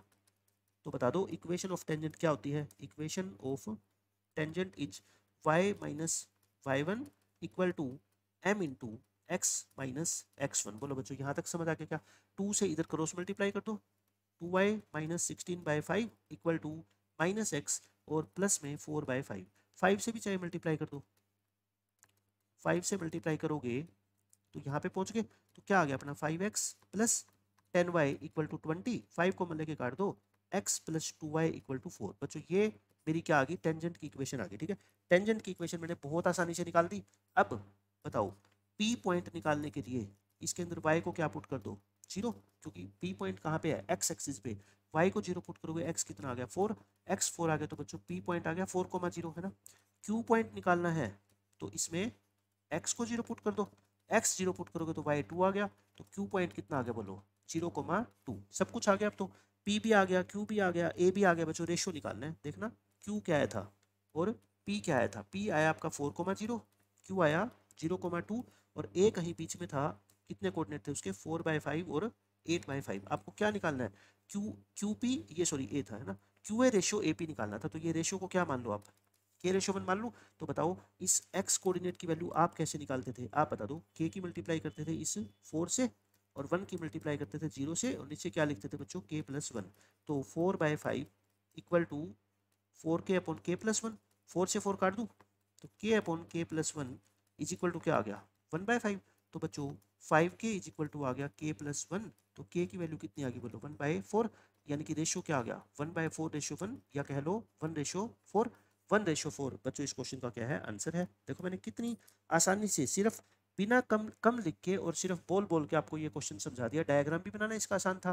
मेरे को सिर्फ क्या है बच्चों, टेंजेंट की इक्वेशन लिखनी आनी चाहिए। टेंजेंट की इक्वेशन के लिए मेरे को पॉइंट तो दे रखा था, है ना, मेरे को स्लोप नहीं पता था। इस लाइन का स्लोप तो पता ही है, और ये वाली लाइन, ग्रीन वाली लाइन, इस सर्कल के बच्चों क्या है, परपेंडिकुलर है ना। क्यों? क्योंकि टेंजेंट और रेडियस आपस में क्या है, 90 डिग्री का एंगल बनाती है पॉइंट ऑफ कॉन्टैक्ट के ऊपर। ये क्वेश्चन हो गया खत्म। अब एक बच्चे ने कहा कि सर सर्कल की टेंजेंट की इक्वेशन लिखने का तो एक फॉर्मूला होता था t=0, पॉइंट भी दे रखा है और सर्कल की इक्वेशन भी दे रखी है, लिख दो। लेकिन बच्चों यहीं पे तो बच्चा मार खा जाता है। ये जो टेंजेंट है ना, ये वाली टेंजेंट, ये किस सर्कल की टेंजेंट है बच्चों? ये C1 की नहीं है, ये C2 की है। ये किसकी टेंजेंट है?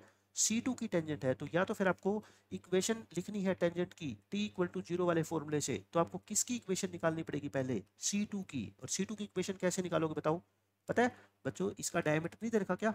ये 0 0 और ये 4/5 8/5, तो वो लेंथी हो जाएगा, लेकिन फिर भी आपको दिमाग तो चलना चाहिए ना भाई। डायमीटर के दोनों एंड पॉइंट है ना। ये डायमीटर किसका था बच्चों? C2 का। तो C2 की इक्वेशन निकाल सकते हो, निकाल लोगे। फिर इस पॉइंट के ऊपर t=0 रख के टेंजेंट की इक्वेशन निकाल लो। आएगी क्या? आप घर जाके ट्राई कर लेना, टेंजेंट की इक्वेशन यही आएगी। ठीक है, मैंने सारी चीजें बच्चों वेरीफाई की हुई है, हम तो 10 बार इस क्वेश्चन को पढ़ा चुके हैं, तो मुझे पता है कि टेंजेंट की इक्वेशन निकालने के मेरे पास दो तरीके हैं। या तो पहले सर्कल की इक्वेशन निकाल लो और फिर उसके ऊपर t=0 अप्लाई कर दो, या फिर वो वहां नहीं जाना चाहते तो पॉइंट तो है ही, कैसे न कैसे स्लोप और पता कर लो। स्लोप मेरे को पता लग गया। ठीक है, तो बस बच्चों की मिस्टेक क्या होती है, वो इस सर्कल की रिस्पेक्ट में t=0 अप्लाई कर देते हैं। ठीक है, बट वो गलत होगा। क्यों बच्चों? ये जो टेंजेंट है ना, ये C1 की नहीं है, ये C2 की है, और ये इक्वेशन किसकी है? C1 की है। फिर तो क्वेश्चन गलत हो गया ना। उसके बाद ये छोटी छोटी बातें हैं। देखो सेमी सर्कल में बच्चों जो एंगल बनता है वो 90 डिग्री का होता है, ये आपको पता है। और एक मान लो आर्क है, ये PQ आर्क है ना, ये वाली आर्क है, ये सेंटर पे जितना एंगल बनाती है वो डबल होता है ना बाकी रिमेनिंग पार्ट वाले एंगल का। ये थीटा है, तो ये सेंटर वाला एंगल कितना होता है बच्चों? 2 थीटा होता है। अब ये क्वेश्चन देखो, बिल्कुल आसान क्वेश्चन है ये भी। सी बच्चों सेंटर है इस सर्कल का, ठीक है, इस सर्कल का सेंटर है। पी कोई पॉइंट है इस सर्कल के ऊपर, P is a point on the circle. एक लाइन है जो पास होती है सी से, सी बोले तो सेंटर है ना, सेंटर से पास होती है और π/4 का एंगल बनाती है CP लाइन के साथ। मैं रफ डायग्राम बनाता हूँ ना, फिर आपको समझ आएगा क्या। ये सर्कल है, ये इसका सेंटर है क्या? सी। एक लाइन है जो कहाँ से पास होती है? सी से, मतलब कि सी से पास होती है तो उसका कोई डायमीटर ही होगा। ये लो, ये लाइन बना दी मैंने। सी से क्या होती है बच्चों? ये पास होती है, जो सर्कल को दो पॉइंट पे इंटरसेक्ट करती है, क्यू पे और आर पे। बताओ, इतनी बात समझ आ गई है ना? सी से पास होती है और सर्कल को क्यू और आर पे ये इंटरसेक्ट करती है, और π/4 का एंगल बनाती है किस लाइन के साथ? CP के साथ। P क्या है? सर्कल के ऊपर कोई पॉइंट, ये लो पॉइंट, ये होगी CP लाइन। तो ये जो है लाइन π/4 एंगल बनाती है इस CP के साथ। बताओ, अब डायग्राम आपको समझ आ गया ना? अब आपको बस PQR का एरिया निकालना है। PQR क्या है? ये पूरी ट्रायंगल, ये देखो P को R से ज्वाइन कर दो और P को Q से ज्वाइन कर दो, ये ट्रायंगल बन गई ना, जो ये रेड वाली ट्रायंगल। आपको इस ट्रायंगल का एरिया निकालना है। क्या निकालना है बच्चों? एरिया। एक बात तो पता लग गया, ये QR डायमीटर है, ये बताओ, ये आपको पता लग गया क्या? क्यों? क्योंकि C सेंटर है, तो सेंटर से जो भी लाइन पास होगी वो क्या होगी? डायमीटर। डायमीटर है तो बच्चों ये एंगल कितना हो गया? 90। तो मेरे को एरिया निकालना है, तो एरिया के लिए मेरे को बच्चों एक तो ये साइड कोई बता दे और एक मेरे को कोई ये साइड बता दे, तो फॉर्मूला लगा दूंगा ना मैं, एरिया का half into base into height. क्यों? क्योंकि राइट ट्रायंगल है तो हाइपोटेनस तो छोड़ना पड़ेगा मेरे को। बाकी दोनों साइड की मल्टीप्लाई कर दो और 2 से डिवाइड कर दो, वो एरिया आ गया। ठीक है, अब सिर्फ कहानी किसकी रहेगी? अब रहेगी बच्चों सिर्फ एक्स और वाई की वैल्यू निकालने की, वो मैं बिल्कुल आसानी से निकाल ही दूंगा। देखो मैं इसका डायग्राम बना देता हूँ।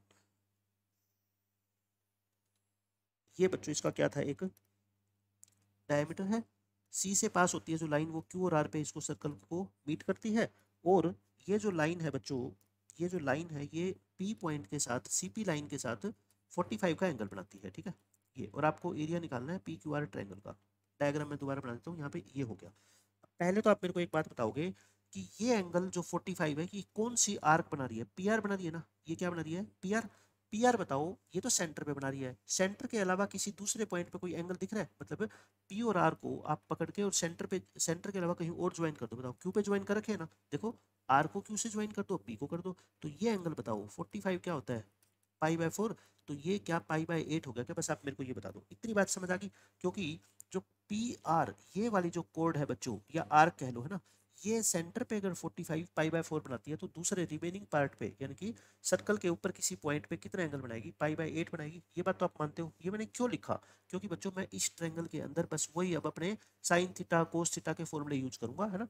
मेरे को क्या निकालनी है, एक तो ये साइड निकालनी है और एक ये साइड निकालनी है, एक्स और वाई की वैल्यू। तो बता दो इस ट्रायंगल में, इन right triangle P Q are, अच्छा ये 90 डिग्री का एंगल क्यों है, क्यों, क्योंकि बच्चों ये बी सी क्या है, क्यू आर क्या है, एक डायमीटर है। तो ट्रायंगल के अंदर देखो मेरे को जो साइड निकालनी है मैं वो ले लेता हूँ, एक्स निकालनी है, और गिवन क्या है मेरे को बच्चों, डायमीटर तो देखा ना, देखो सेंटर है, रेडियस निकाल ली, तो डायमीटर कितना आ गया 4, मतलब ये डिस्टेंस तो मेरे को 4 दे ही रखी है, इसका तो मैं यूज कर ही सकता हूँ, ठीक है। तो एक्स बाय 4 लिख देता हूँ मैं। बताओ इस ट्रायंगल की बात करूँ तो एक्स क्या है यहाँ पे, एक्स तो है बच्चों क्या, बेस, क्योंकि एक एंगल ये यूज करूंगा मैं, है ना, एक तो ये वाला एंगल यूज करूंगा और एक बच्चों 90। तो बेस कौन सा होता है, जिसपे 90 और थीटा बने होते हैं ना, वो बेस होता है। तो ये क्या हो गया, बेस, और ये 4 तो हाइपोटेन्यूज है ही, 90 के सामने तो हाइपोटेन्यूज है। बेस बाय हाइपोटेन्यूज क्या होता है बच्चों, कोस थीटा, थीटा कितना, पाई बाय 4 नहीं, पाई बाय 8। अब ये 4 वाला तो हटा दो बीच में से, ये 45 का कोई काम नहीं है क्वेश्चन में, ठीक है। तो एक्स की वैल्यू कितनी आ गई बताओ, 4 into cos pi by 8, pi by 8, cos pi by 8 की वैल्यू याद करना जरूर नहीं है, देखना आप आसान बना दूंगा, ठीक है। एक्स आ गया। सिमिलरली अब आप क्या लिखो बच्चों, वाई बाय 4 लिखो। वाई अब क्या हो जाएगा बताओ, थीटा के सामने परपेंडिकुलर, परपेंडिकुलर बाय हाइपोटेन्यूज, ये क्या हो जाएगा, साइन थीटा, यानी कि साइन पाई बाय 8। तो बोलो वाई की वैल्यू 4 साइन पाई बाय 8 आ गई। ये आपको पता लग गया क्या, है ना, मेरे को तो पता लग गया, मैंने निकाल दी दोनों वैल्यू, एक में कोस थीटा का फॉर्मूला और एक में साइन थीटा का। बस अब आ गया area, area of triangle P Q R क्या होता था बताओ, half into base into height, यानी कि half into X into Y, X और वाई की वैल्यू पुट कर दो, कितनी है बताओ, 4 इंटू कोस पाई बाय 8, और बच्चों ये कितनी है, 4 इंटू साइन पाई बाय 8। अब तो आप समझ गए, 4 4 जा 16, 16 को 2 से डिवाइड करोगे 8, 8 में से 4 बाहर रख लेता हूँ और 2 अंदर पहुंचा देता हूँ। अब आप समझ गए मैंने अंदर क्यों पहुंचाया, क्योंकि 2 साइन ए कोसे, 2 साइन ए कोसे क्या होता है बच्चों, साइन 2a, यानी कि 2 इंटू, क्योंकि मेरे को पाई बाय 8 की वैल्यू तो मेरे को याद है ना, लेकिन मैं उसको लिखना नहीं चाहता जानबूझ के, मैं ये लिखना चाहता हूँ। तो कितना आ गया बताओ, 4 इंटू साइन पाई बाय 4, और साइन पाई बाय 4 कितना होता है, 1/√2, 4/√2, यानी कि 2√2, 2√2 बच्चों इस क्वेश्चन का क्या आ गया, आंसर आ गया। तो देखो डायग्राम बना के मैंने इस क्वेश्चन को बिल्कुल आसानी से आपको समझा दिया। आपको कोई तिरछी मिर्ची जो शॉर्टकट अपनाने की जरूरत नहीं है, सिंपल डायग्राम अपनाओ, 9th क्लास की प्रॉपर्टी लगाओ कि ये एंगल अगर 45 है तो ये एंगल बच्चों पाई बाय 8 होगा। बस इस ट्रायंगल के अंदर एक बार एक्स निकाल दो, एक बार वाई निकाल दो, वो आपको पता ही है। अगर इसको थीटा मान लोगे तो थीटा के सामने वाली जो साइड है ये क्या होती है, परपेंडिकुलर होती है, और जहां पे थीटा और 90 डिग्री दोनों एंगल बने होते हैं उस साइड को क्या बोलते हैं, बेस, और 90 के सामने वाली साइड को क्या बोलते हैं, हाइपोटेन्यूज बोलते हैं, ठीक है। ये बात आपके दिमाग में बिल्कुल क्रिस्टल क्लियर होनी चाहिए, ताकि कोई ये ना हो कि साइन की जगह कोस लिख दो, कोस की जगह टेन लिख दो, फिर मिस्टेक हो जाएगी। उसके बाद बच्चों देखो फैमिली ऑफ लाइन का छोटा सा कॉन्सेप्ट है, हालांकि अब ये जेई मेंस के सिलेबस में हटा दिया गया है, फिर भी मैं कहता हूँ थोड़ा बहुत आपको पढ़ना चाहिए, कहीं पे भी यूज हो जाती है। कोई भरोसा नहीं है एनटीए का कि जो सिलेबस में हटा रखी है चीज वो नहीं पूछेंगे, ऐसा कोई फिक्स रूल नहीं है, ठीक है। तो जितनी पढ़ सकते हो, जो चीजें काम आती है क्वेश्चंस की सोल्विंग में, वो तो मैं कहता हूँ आपको पढ़नी चाहिए, ठीक है, छोटी छोटी बातें। फैमिली ऑफ लाइन में क्या होता है, आपको दो लाइनों की इक्वेशन गिवन होती है, L1 की और L2 की, और एक ऐसी लाइन है बच्चों L जो इन दोनों के पॉइंट ऑफ इंटरसेक्शन से पास होती है। आपको इस एल लाइन की इक्वेशन लिखनी होती है, ठीक है। तो क्या करो, बस डायरेक्ट फॉर्मूला होता है क्या, L1 प्लस में lambda times of L2 is equal to 0। ये किसकी इक्वेशन है बच्चों, एल लाइन की, रेड वाली लाइन की। एल क्या है, रेड लाइन है यहाँ से, ठीक है। और फिर लैम्डा की वैल्यू आपको निकालने के लिए बच्चों क्वेश्चन में कोई ना कोई कंडीशन गिवन होगी, उस कंडीशन को पुट करके हम लैम्डा की वैल्यू निकाल लेंगे और इस लाइन की क्या आ जाएगी, इक्वेशन आ जाएगी, बस। अब ये क्वेश्चन पढ़ो, इस क्वेश्चन में क्या कहा गया आपसे, ध्यान से पढ़ो। ये कहता है एल एक लाइन है जो पास होती है बच्चों इन दोनों के पॉइंट ऑफ इंटरसेक्शन से, है ना, यानी कि ये L1 है और ये L2 है। L1 L2 के इंटरसेक्शन से पास होती है बच्चों एक लाइन L, ये है, ठीक है। तो बताओ L की इक्वेशन क्या मान लूं मैं, L1 प्लस में lambda times of L2 equal to 0 मान लूं। इतनी बात तो आपको समझ आ गई। अब आप कहोगे सर अब लैम्डा की वैल्यू कहाँ से लेके आओगे, मैं बताता हूँ। L line also pass through the point 1 1, यानी कि जो एल लाइन है ना ये इस 1 1 पॉइंट से भी पास होती है। तो फिर बताओ ये लाइन की इक्वेशन में मैं पॉइंट पुट कर दूंगा 1 1, तो लैम्डा नहीं आ जाएगा, आ जाएगा ना लैम्डा, तो बस मेरे को वही तो निकालना था। तो अब पहले मैं यहाँ तक क्वेश्चन को सोल्व करके आपको बताता हूँ। देखो ये क्वेश्चन मैंने सोल्व कर दिया, ये लाइन की इक्वेशन मान ली मैंने L1 प्लस लैम्डा L2, फिर इस लाइन के अंदर मैंने क्या पुट कर दिया 1 1, 1 1 पुट कर दिया तो बच्चों क्या आ गया, लैम्डा की वैल्यू आ गई। लैम्डा की वैल्यू बी की फॉर्म में आई है, क्यों? क्योंकि बी तो मेरे को क्वेश्चन में दे रखा है ना, क्वेश्चन में जो वेरिएबल दे रखा है वो तो मैं यूज कर सकता हूँ, अपनी तरफ से जो मैंने लैम्डा अज्यूम किया था उसकी वैल्यू मैंने निकाल दी, ठीक है। अगर लैम्डा निकाल दिया तो वापस बच्चों आप इसी इक्वेशन में लैम्डा को पुट किया करो, ठीक है। यहाँ पे लैम्डा की जगह क्या पुट कर दो, p+2, और इसको सिंप्लीफाई करके x की टर्म अलग कर दो, y की टर्म अलग कर दो। समझ आ गया? इतना क्वेश्चन मैंने आपको सोल्व करा दिया। अब आ गया जो, अब एल लाइन की इक्वेशन निकल चुकी है, ठीक है।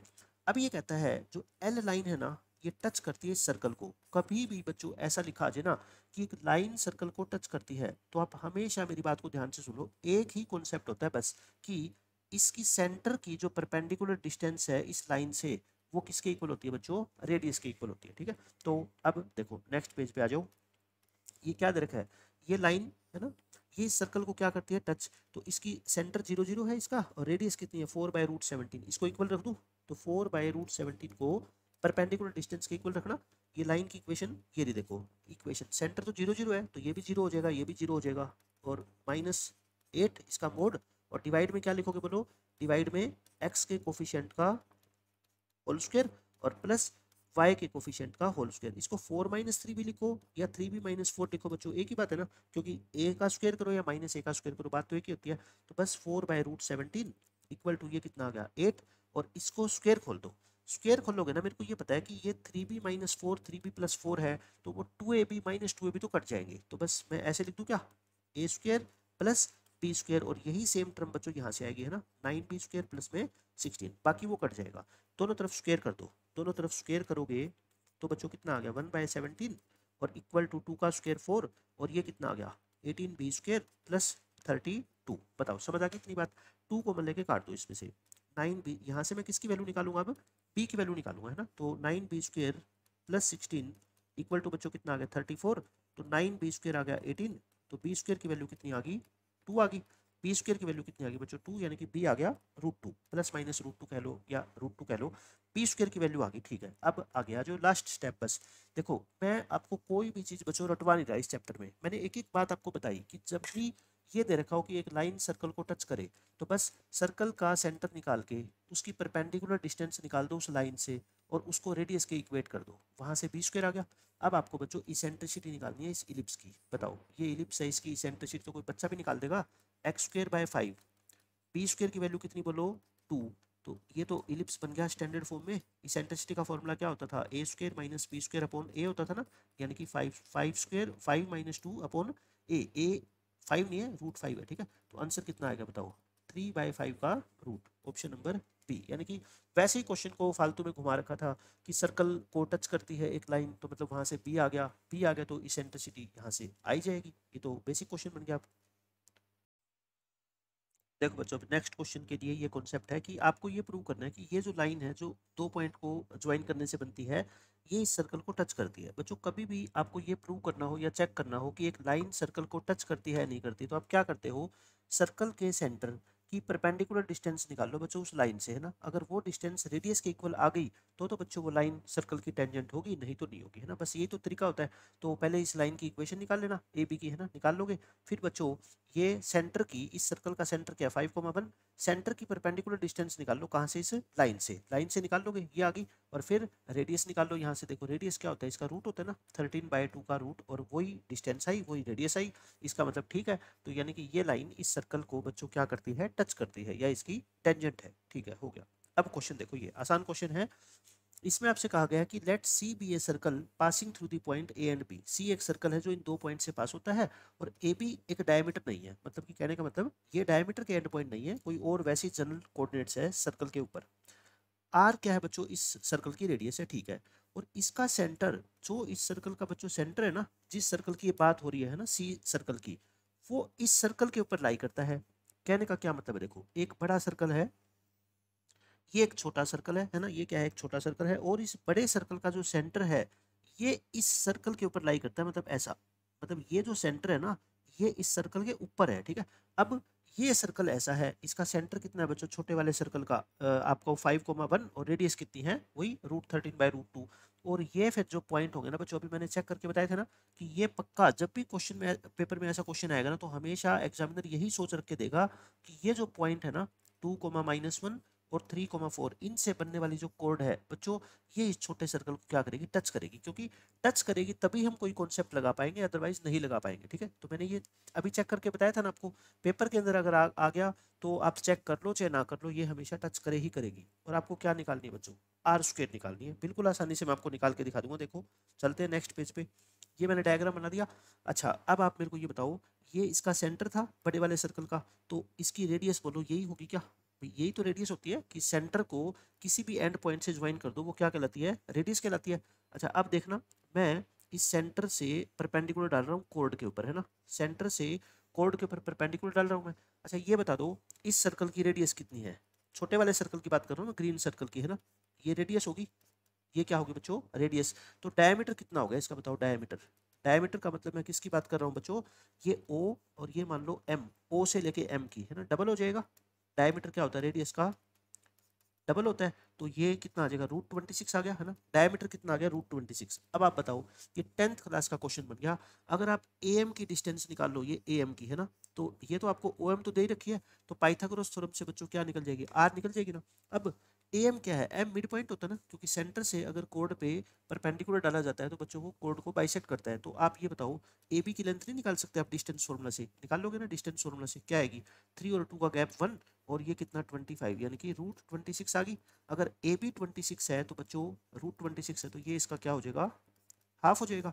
तो ए एम की वैल्यू आ गई। अब बस इस ट्रायंगल के अंदर, इन ट्रायंगल ओ एम ए बच्चों, पाइथागोरस थ्योरम में सिर्फ यूज कर रहा हूँ, क्या आर स्क्वायर है ना, हाइपोटेन्यूज का square equal to A M square plus O M square. A M का स्क्वायर बता दो मेरे को, ए एम का स्क्वायर करोगे तो कितना आएगा, 26/4 आएगा ना, स्क्वायर करना है इसका, है ना, इसका square plus O M, O M क्या था बच्चों, डायमीटर था ना, √26, तो स्क्वायर करोगे तो क्या आएगा, 26 आएगा। तो ये कितना आ गया अपना, चाहे तो आप 26 कॉमन ले लो, कितना आ गया, 1 प्लस में 1/4, तो यानी कि 26 इंटू 5/4, 2 पे काट दो, 13 5 जा 65, 65/2 इस क्वेश्चन का बच्चों क्या आएगा, आंसर आएगा। देखो डायग्राम बनाते ही ये क्वेश्चन आपसे सोल्व हो जाएगा आसानी से। अब बच्चों इस क्वेश्चन में देखो, ये वैसे नॉर्मल का कॉन्सेप्ट अब आपके सिलेबस में नहीं है, लेकिन फिर भी टेंजेंट और नॉर्मल बच्चों सर्कल के केस में तो आप सारी पढ़ के जाओ, क्योंकि आसान होती है टेंजेंट की इक्वेशन लिखना सर्कल के केस में।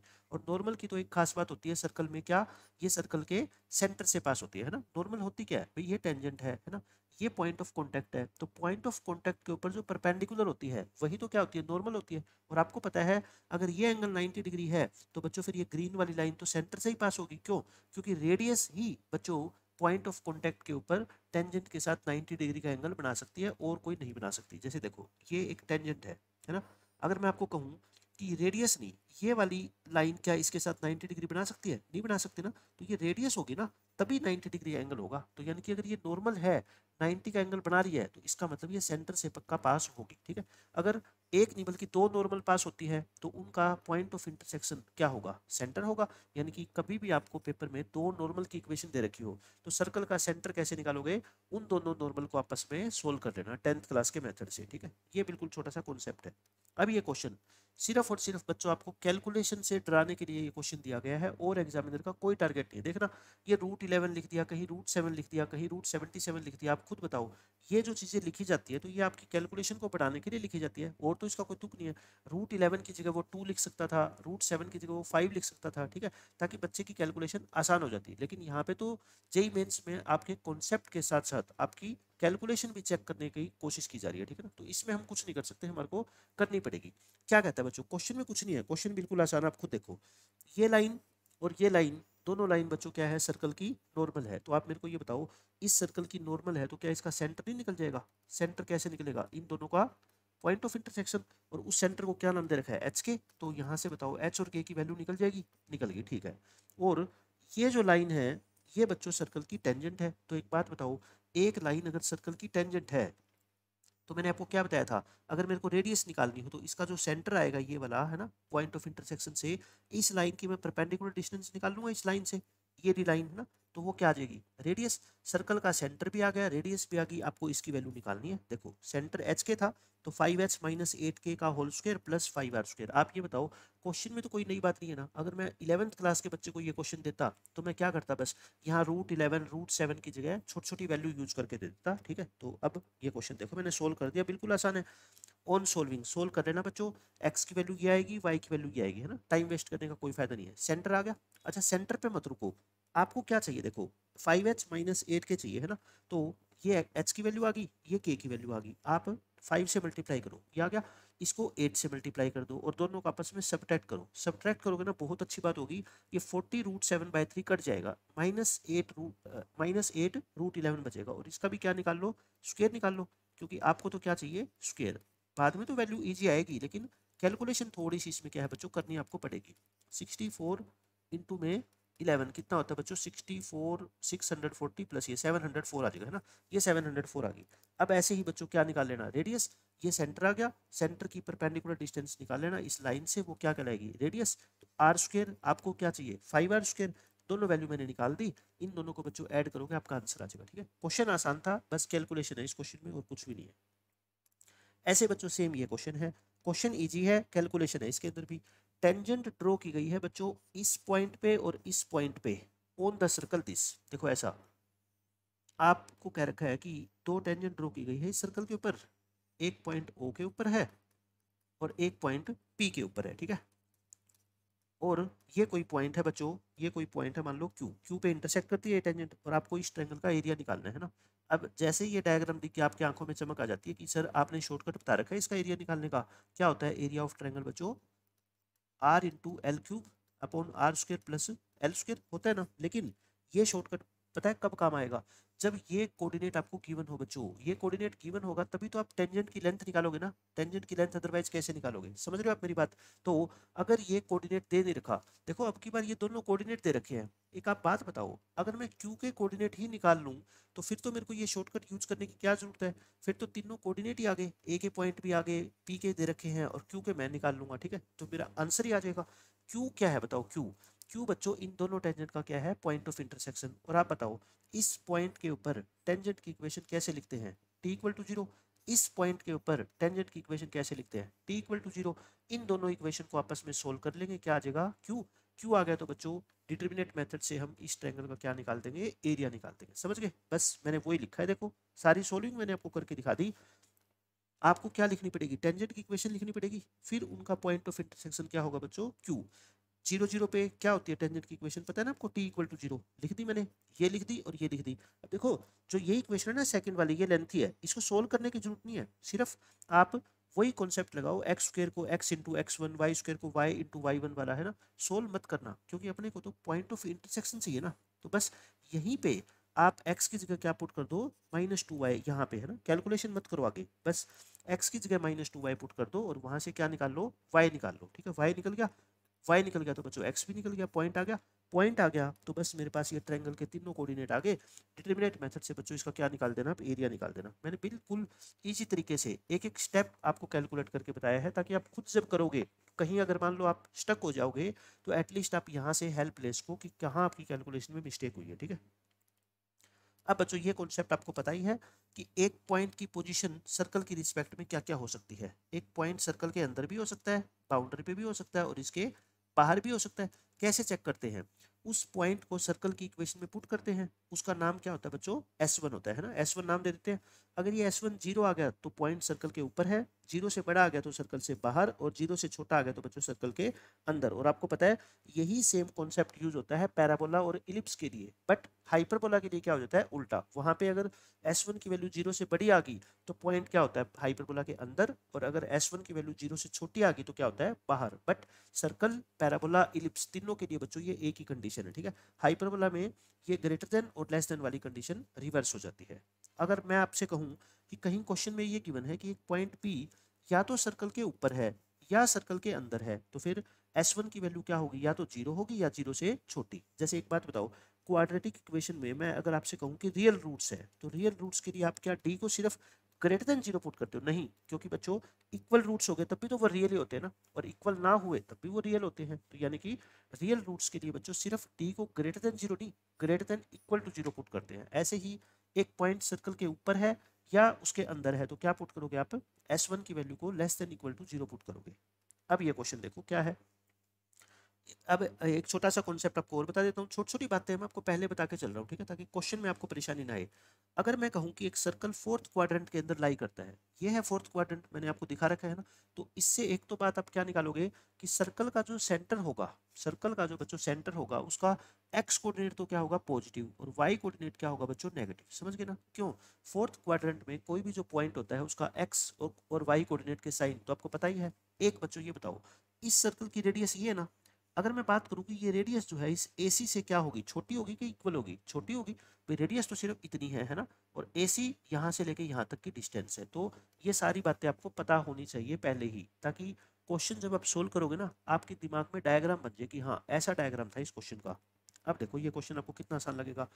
इसमें आपसे ये पूछा गया के की वो सारी वैल्यू का सेट बताओ जिसके लिए ये वाला सर्कल, ये C सर्कल है, ये बच्चों फोर्थ क्वाड्रेंट के अंदर है, और ये पॉइंट या तो सर्कल के ऊपर है या सर्कल के अंदर है। बस बच्चों बिल्कुल आसान क्वेश्चन है। पहले तो सर्कल की इक्वेशन को स्टैंडर्ड फॉर्म में लिख लो, 4 से डिवाइड करके, है ना, नहीं तो मिस्टेक हो जाएगी। देखो मैंने 4 से डिवाइड करके लिख दिया, सेंटर निकाल दिया और के की फॉर्म में रेडियस निकाल दी। अब मैं एक एक कंडीशन बच्चों अप्लाई करता हूँ। अब आप मेरे को बताओ, सर्कल अगर फोर्थ क्वाड्रेंट में लाई करता है तो क्या होगा? देखो मैं डायग्राम बना दूं, रफ डायग्राम,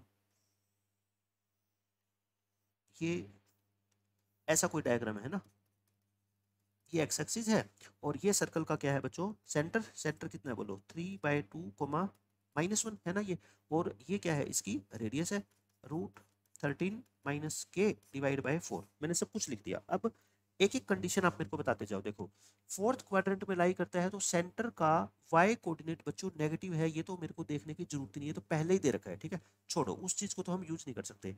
मैं ये तो यूज कर सकता हूँ ना। आप ये बता दो मेरे को, ये जो -1 हाइट है, जो ये -1 पॉइंट है, ये कहाँ होगा? इधर ही तो पॉइंट होगा ना ये, है ना? तो ये वाली हाइट कितनी है? आप मेरे को ये बता सकते हो क्या? ये पूरी हाइट ये कितनी है बच्चों? ये 1 है ना? ये जो हाइट है ये कितनी है बच्चों? 1 है, क्योंकि अगर ये डिस्टेंस 1 होगी तभी तो इस पॉइंट का वाई कोऑर्डिनेट -1 आया होगा ना, नीचे है, ठीक है, ये समझ रहे हो आप मेरी बात? तो अब आप मेरे को बताओगे कि ये जो रेडियस है सर्कल की, रेडियस, वो रेडियस 1 से छोटी है कि 1 से बड़ी है? 1 से छोटी है बच्चों। क्यों? रेडियस तो सिर्फ यहाँ से लेके यहाँ तक है, और 1 डिस्टेंस ये पूरी है ना। तो बस डायग्राम से देख लो, रेडियस की जो वैल्यू है वो क्या है? 1 से छोटी है। बस यही मैं आपको दिखाना चाहता था डायग्राम से। तो रेडियस कितनी है? 13 - k/4 का रूट, ये 1 से छोटा है, दोनों तरफ स्क्वायर कर दो क्योंकि दोनों क्वांटिटी क्या है? पॉजिटिव है। तो 13 - k की वैल्यू बच्चों क्या आ गई? 4 से छोटी। तो यानी कि k की वैल्यू क्या आएगी फिर बताओ? 9 से बड़ी आ गई क्या? 13 - k की वैल्यू बच्चों 4 से छोटी है, तो -k की वैल्यू -9 से छोटी, या k की वैल्यू क्या होगी बच्चों? 9 से बड़ी। बताओ इतनी बात समझ आ गई? k की वैल्यू क्या है? 9 से बड़ी है। एक कंडीशन तो मैंने निकाल दी, अभी काम नहीं चला है ना, अपने को k की रेंज निकालनी है। सेकंड कंडीशन बोलो, ये पॉइंट या तो सर्कल के ऊपर है या अंदर है, तो फिर क्या कंडीशन पुट करोगे? S1 को less than equal to 0। S1 का मतलब क्या होता है? इस पॉइंट को सर्कल के अंदर पुट करो, है ना, पुट करना। x की जगह लिखो 1, y की जगह लिखो 1/2 था क्या ये? ये जो पॉइंट था ये कौन सा था? -1/3 था, ठीक है। y की जगह -1/3 रखना, और -3x, -3 इंटू एक्स, एक्स मतलब 1 प्लस 2 इंटू वाई, वाई कितना? -1/3, और बच्चों प्लस में क्या है? k/4, इसकी वैल्यू क्या है बोलो? Less than equal to 4। बस एक k की रेंज यहाँ से निकाल लो, क्या आएगी बताओ? 1 - 3 यानी कि -2 plus 1/9 -2/3 plus k/4 less than equal to 0। करता हूँ मैं नेक्स्ट पेज पे सोल्व इसको। देखो कहाँ तक हम पहुँच गए? -2 प्लस 1/9 और -2/3 plus k/4 less than equal to 0। बच्चों ऐसा करो, कैलकुलेशन आसान बनानी है तो एलसीएम ले लो सीधा, है ना, छोड़ो 36 एलसीएम ले ले, 9 4 जा 36, ठीक है। तो ये कितना आएगा? माइनस के 72, और ये आ गया 4, और 12 2 जा 24, और प्लस कितना आ गया अपना? 9 के, लेस देन इक्वल टू 0। तो ये कितना आएगा? 9 के, और ये आ गया अपना 68, और 92 आ गया क्या? -68 माइनस के 92 लेस देन इक्वल टू 0। तो 9 के क्या आ गया बच्चों? Less than equal to 92। K क्या आ गया फिर अपना? Less than equal to 92/9। तो के की वैल्यू एक मैं निकाल चुका ना पहले, पहले क्या थी, के की value greater than 9, strictly greater than है, इक्वल टू नहीं थी वो, ठीक है, क्योंकि फोर्थ क्वाड्रेंट के अंदर है तो वो इक्वल भी नहीं हो सकता, टच नहीं करता एक्स एक्सिस को। तो ये दो वैल्यू आ गई, ठीक है। इन दोनों का इंटरसेक्शन बता दो, के की वैल्यू 9 से बड़ी और ये क्या है, ये लगभग कितना होता है, 10.2/9 होता है ना, 10 × 2/9 होता है, ठीक है। तो ये तो 9 से तो बड़ा ही है, यानी कि के की रेंज क्या आ गई फिर बता दो आप, 9 से बड़ी और 92/9 या उससे छोटी, ये अपने क्वेश्चन का आंसर आ गया। बताओ समझ गए। लेकिन एक बात आप मिस कर गए यहाँ पे, है ना बच्चों, क्या, क्योंकि यहाँ पे तो चलो उसका कोई रोल नहीं है, लेकिन हो सकता है किसी क्वेश्चन में रोल हो जाए। बच्चों ये रेडियस आपने निकाली थी, है ना, रेडियस क्या निकाली थी बताओ, 13 - k/4 ये निकाली थी ना। अब ये जो 13 - k है, क्या आपको नहीं लगता ये भी तो जीरो से बड़ा होना चाहिए, क्योंकि रेडियस ना तो जीरो हो सकती ना नेगेटिव, तो ये 13 - k जीरो से बड़ा होना चाहिए, या 13 के किससे छोटा होना चाहिए, 13 से, है ना, के किससे छोटा होना चाहिए, 13 से। तो देखो इसके अंदर जो के है वो 13 से छोटा ही तो है, क्यों, के की मैक्सिमम वैल्यू कितनी है बच्चों, 92/9, मतलब 10 पॉइंट समथिंग, 10 पॉइंट समथिंग, 13 से तो छोटी होती है ना। इसका मतलब मैं ये कह रहा हूँ इसको भी इंक्लूड करना है, इसको भूल मत जाना, ठीक है। तो ये अपने क्वेश्चन का फाइनल आंसर आ गया, 9 से 92/9, ऑप्शन नंबर डी। आसान क्वेश्चन था, कंडीशन मैंने आपको पहले बता दी थी। अब बच्चों एक छोटी सी बात, 10th क्लास की थ्योरम है ये, मैं आपको ये कहता हूँ कि इस एंगल 1 को और इस एंगल 2 को इक्वल प्रूव करो, है ना। ये सेंटर है, वो क्या है बच्चों, सेंटर है, तो इक्वल प्रूव करना है, कुछ नहीं है, बिल्कुल आसान से मैं आपको बता देता हूँ। ये अगर सेंटर है तो ये रेडियस है, तो ये एंगल 90 डिग्री होगा, क्या बता दो, है ना, क्योंकि टेंजेंट रेडियस के साथ 90 एंगल बनाती है। ये बच्चों परपेंडिकुलर ड्रॉ कर दो, है ना, परपेंडिकुलर ड्रॉ कर दो। अब आप छोटी ट्रायंगल में, मैं इस ए ओ और इसको एम बोल रहा हूँ, ठीक है, इसको पी बोल रहा हूँ, बताना in triangle A O M, बच्चों इस ट्रायंगल में अगर मैं आपसे कहूँ कि ये एंगल 90 डिग्री है, और तो ये एंगल कितना होगा आप बता सकते हो, एंगल 3, एंगल 3 आप कहोगे सर 180 डिग्री में से एक तो 90 माइनस कर दो, और एक ये एंगल 2, एंगल 2 को क्या बोल दो एक बार, थीटा, है ना, थीटा माइनस कर दो, तो कितना आ गया, 90 माइनस थीटा आ गया। बताओ एंगल 3 की वैल्यू 90 माइनस थीटा आ गई, ये बात आपको समझ आ गई क्या। अब मैं इस पूरी ट्रायंगल में ए पी ओ या ए ओ पी, है ना, ए ओ पी में तीनों एंगल का सम कितना होता है, 180।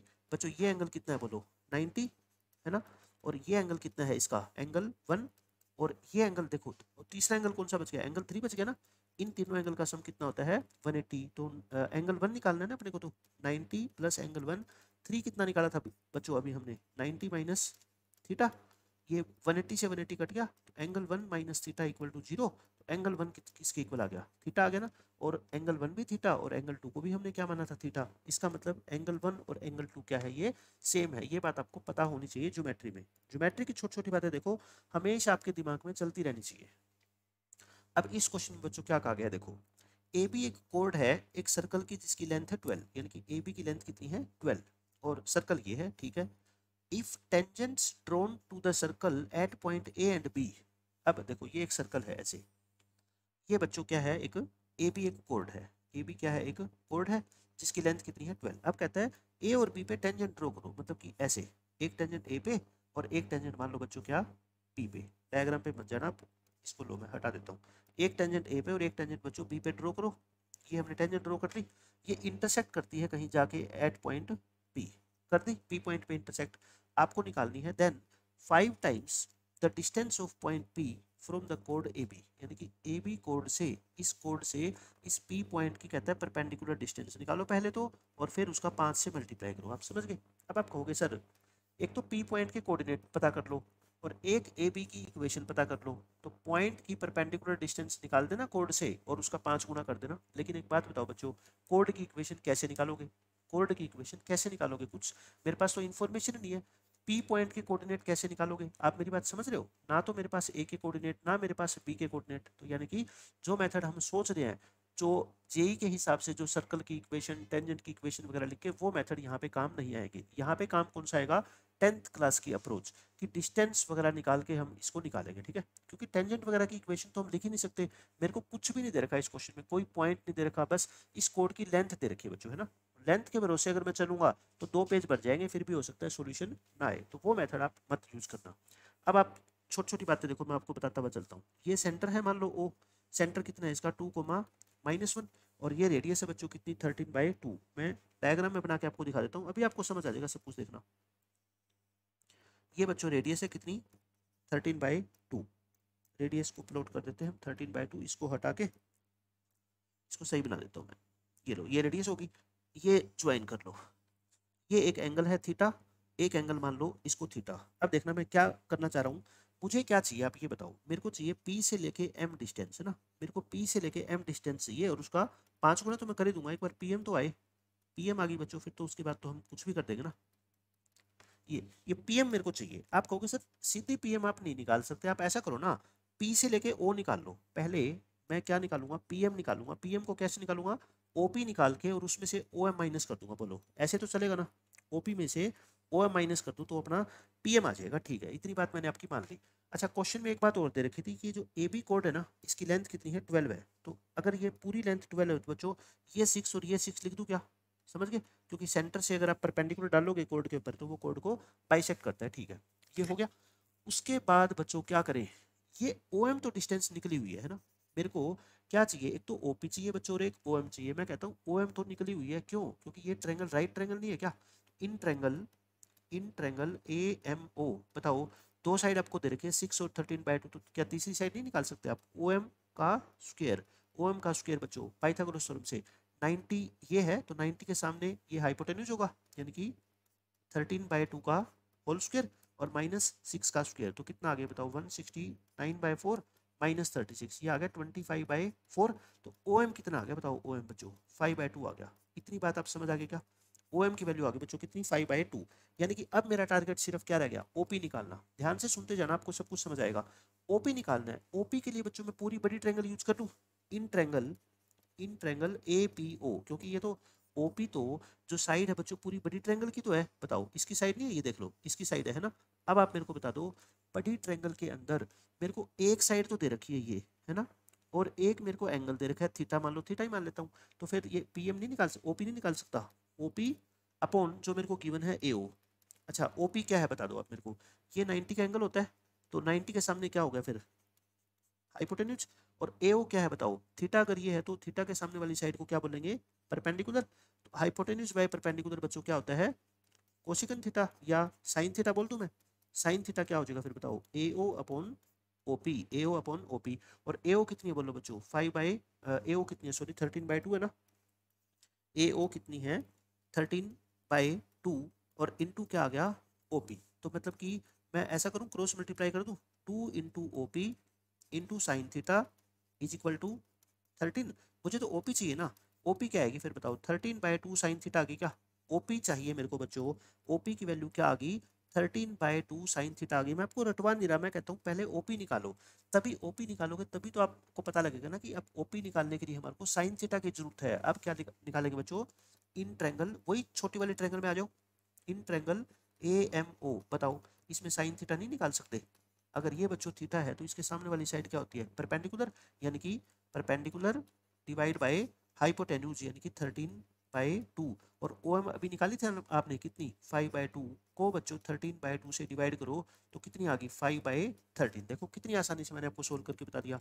तो इसकी वैल्यू कितनी है बच्चों, 5/13, 13 को ऊपर शिफ्ट कर दो, 169 बाय क्या आ गई है, 10 आ गई है ना, 169/10। ठीक है, OP आ गई 169/10, सो आंसर ही आ गया बस।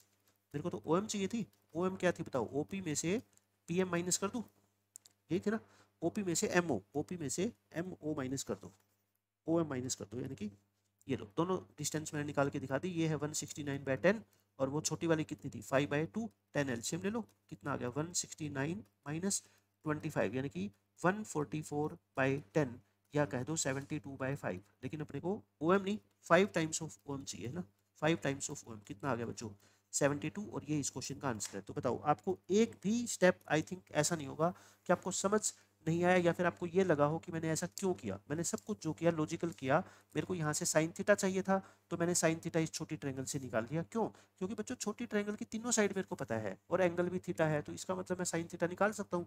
वो साइन थीटा मैं यहाँ पे यूज कर लूंगा, बस आ गया सब कुछ। तो इसमें ज्योमेट्री का यूज था, इसमें बच्चों कोऑर्डिनेट ज्योमेट्री का यूज नहीं था ना, सिंपल जो 9th 10th क्लास की ज्योमेट्री होती है उसका यूज था। अब ये क्वेश्चन देखो, ये इजी क्वेश्चन है।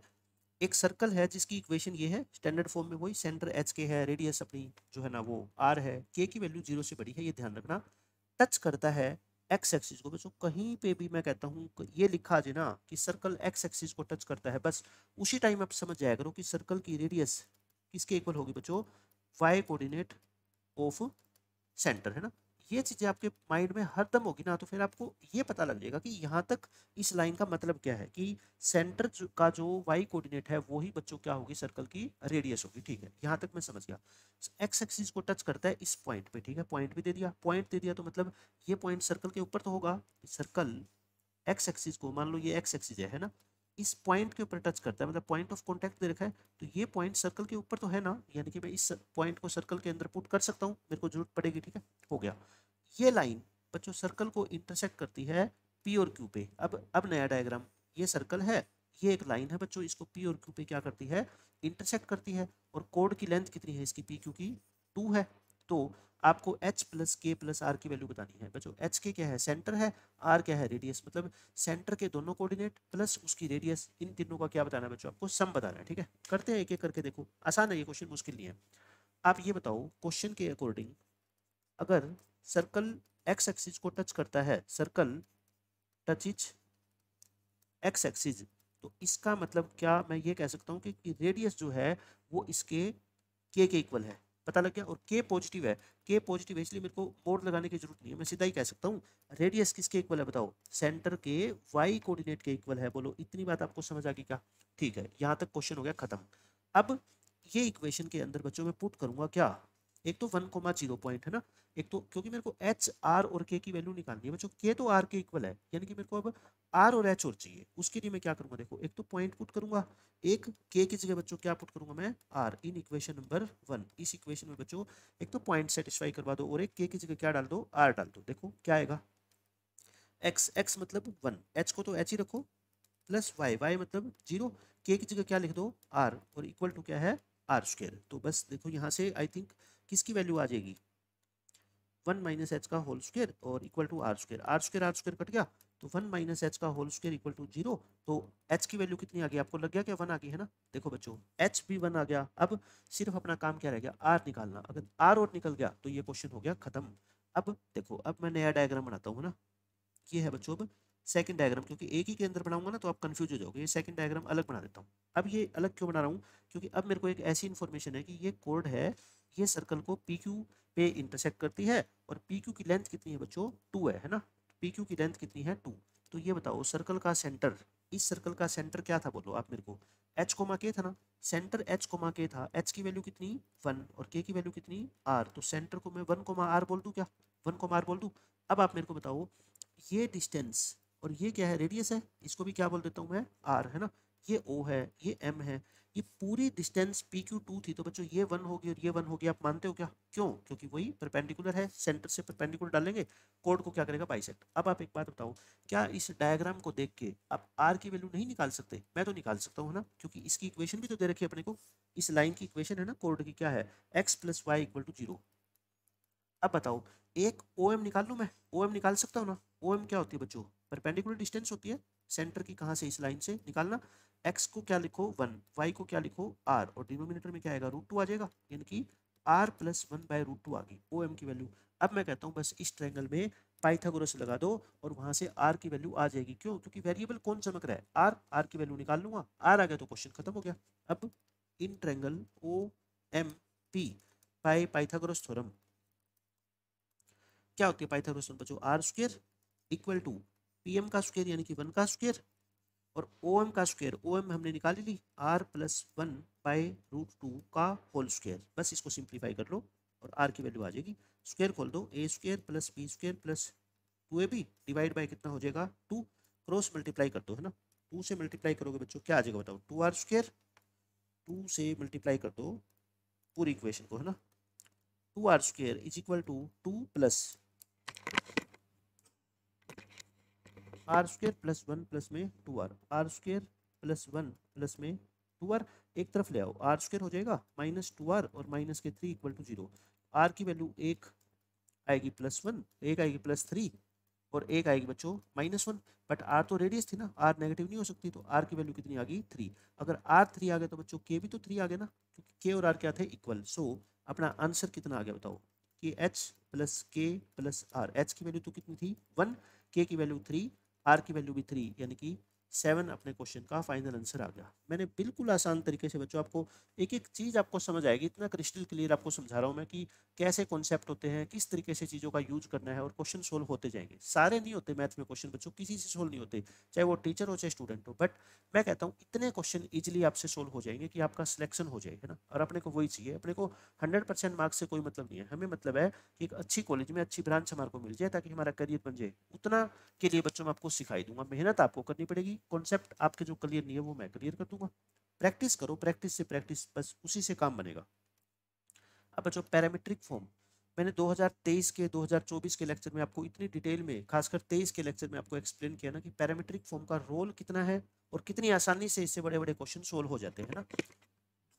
मैं दोबारा इसको नहीं समझा रहा, आप स्ट्रेट लाइन का लेक्चर देख लेना 2023 वाला, उसके अंदर मैंने पूरा डिटेल में इसको एक्सप्लेन कर रखा है। अगर मैं कहता हूँ इस लाइन के ऊपर एक पॉइंट पी है, ठीक है, और एक पॉइंट और है इस लाइन के ऊपर, और पी और क्यू के बीच की डिस्टेंस आपको दे रखी है, तो पी के कोऑर्डिनेट निकालने हैं ना, यही तो होती है पैरामीट्रिक फॉर्म। क्या होती है, एक आपको लाइन दे रखी होती है, उस लाइन पे बच्चों एक फिक्स्ड पॉइंट आपको गिवन होता है ना, ये तो क्या है, फिक्स्ड है ना, 1, -2 तो फिक्स्ड है बच्चों, वेरिएबल तो इसमें है ही नहीं। एक फिक्स्ड पॉइंट आपको गिवन होता है और एक वेरिएबल पॉइंट के कोऑर्डिनेट आपको निकालने होते हैं, जिसकी डिस्टेंस आपको फिक्स्ड पॉइंट से बच्चों क्या होगी क्वेश्चन में गिवन होगी, बस ये होता है, ठीक है। ये आपको पता है पी पॉइंट इधर भी हो सकता है, पी पॉइंट इस क्यू के राइट साइड में भी हो सकता है। तो पैरामीट्रिक फॉर्म का ये फॉर्मूला है, कौन सा फॉर्मूला है बच्चों, ये वाला, ये आपको हमेशा याद रखना है, ठीक है। टेन थीटा क्या होता है, स्लोप होता है इस लाइन का, तो स्लोप तो आप निकाल ही लोगे, है ना। ये लाइन की इक्वेशन दे रखी है तो क्या निकल जाएगा, slope tan theta, tan theta निकल गया तो साइन निकल जाएगा, कोस निकल जाएगा, सारी बात मैंने आपको एक्सप्लेन कर रखी है, ठीक है। टेन नेगेटिव है तो मतलब थीटा कहाँ पे है, सेकंड क्वाड्रेंट में, तो सेकंड में साइन पॉजिटिव और कोस क्या आएगा आपका नेगेटिव आएगा, ठीक है। मैंने फॉर्मूला पुट करके, हमेशा ये फॉर्मूला याद रखना, और फिक्स्ड पॉइंट को मैंने बता रखा है ना, क्या नाम दोगे हमेशा x1 y1, और जो पॉइंट फाइंड आउट करना है उसको क्या नाम दोगे xy। तो एक बार तो ये r यहाँ पे प्लस का साइन यूज करके निकलेगा, और एक बार बच्चों माइनस का साइन, क्यों, क्योंकि p इधर भी हो सकता है और p q के राइट साइड में भी हो सकता है, ठीक है। तो इसलिए p की दो वैल्यू आएगी, हमेशा ध्यान रखना। ये हमारे क्या आगे आंसर आ गया। अब कौन सा एक्सेप्ट करेंगे वो क्वेश्चन पे डिपेंड करेगा, क्वेश्चन जैसा होगा इन दोनों में से हम उसी पॉइंट को एक्सेप्ट कर लेंगे। अभी के लिए इतना समझो कि ये दोनों वैल्यू हमारे आंसर है।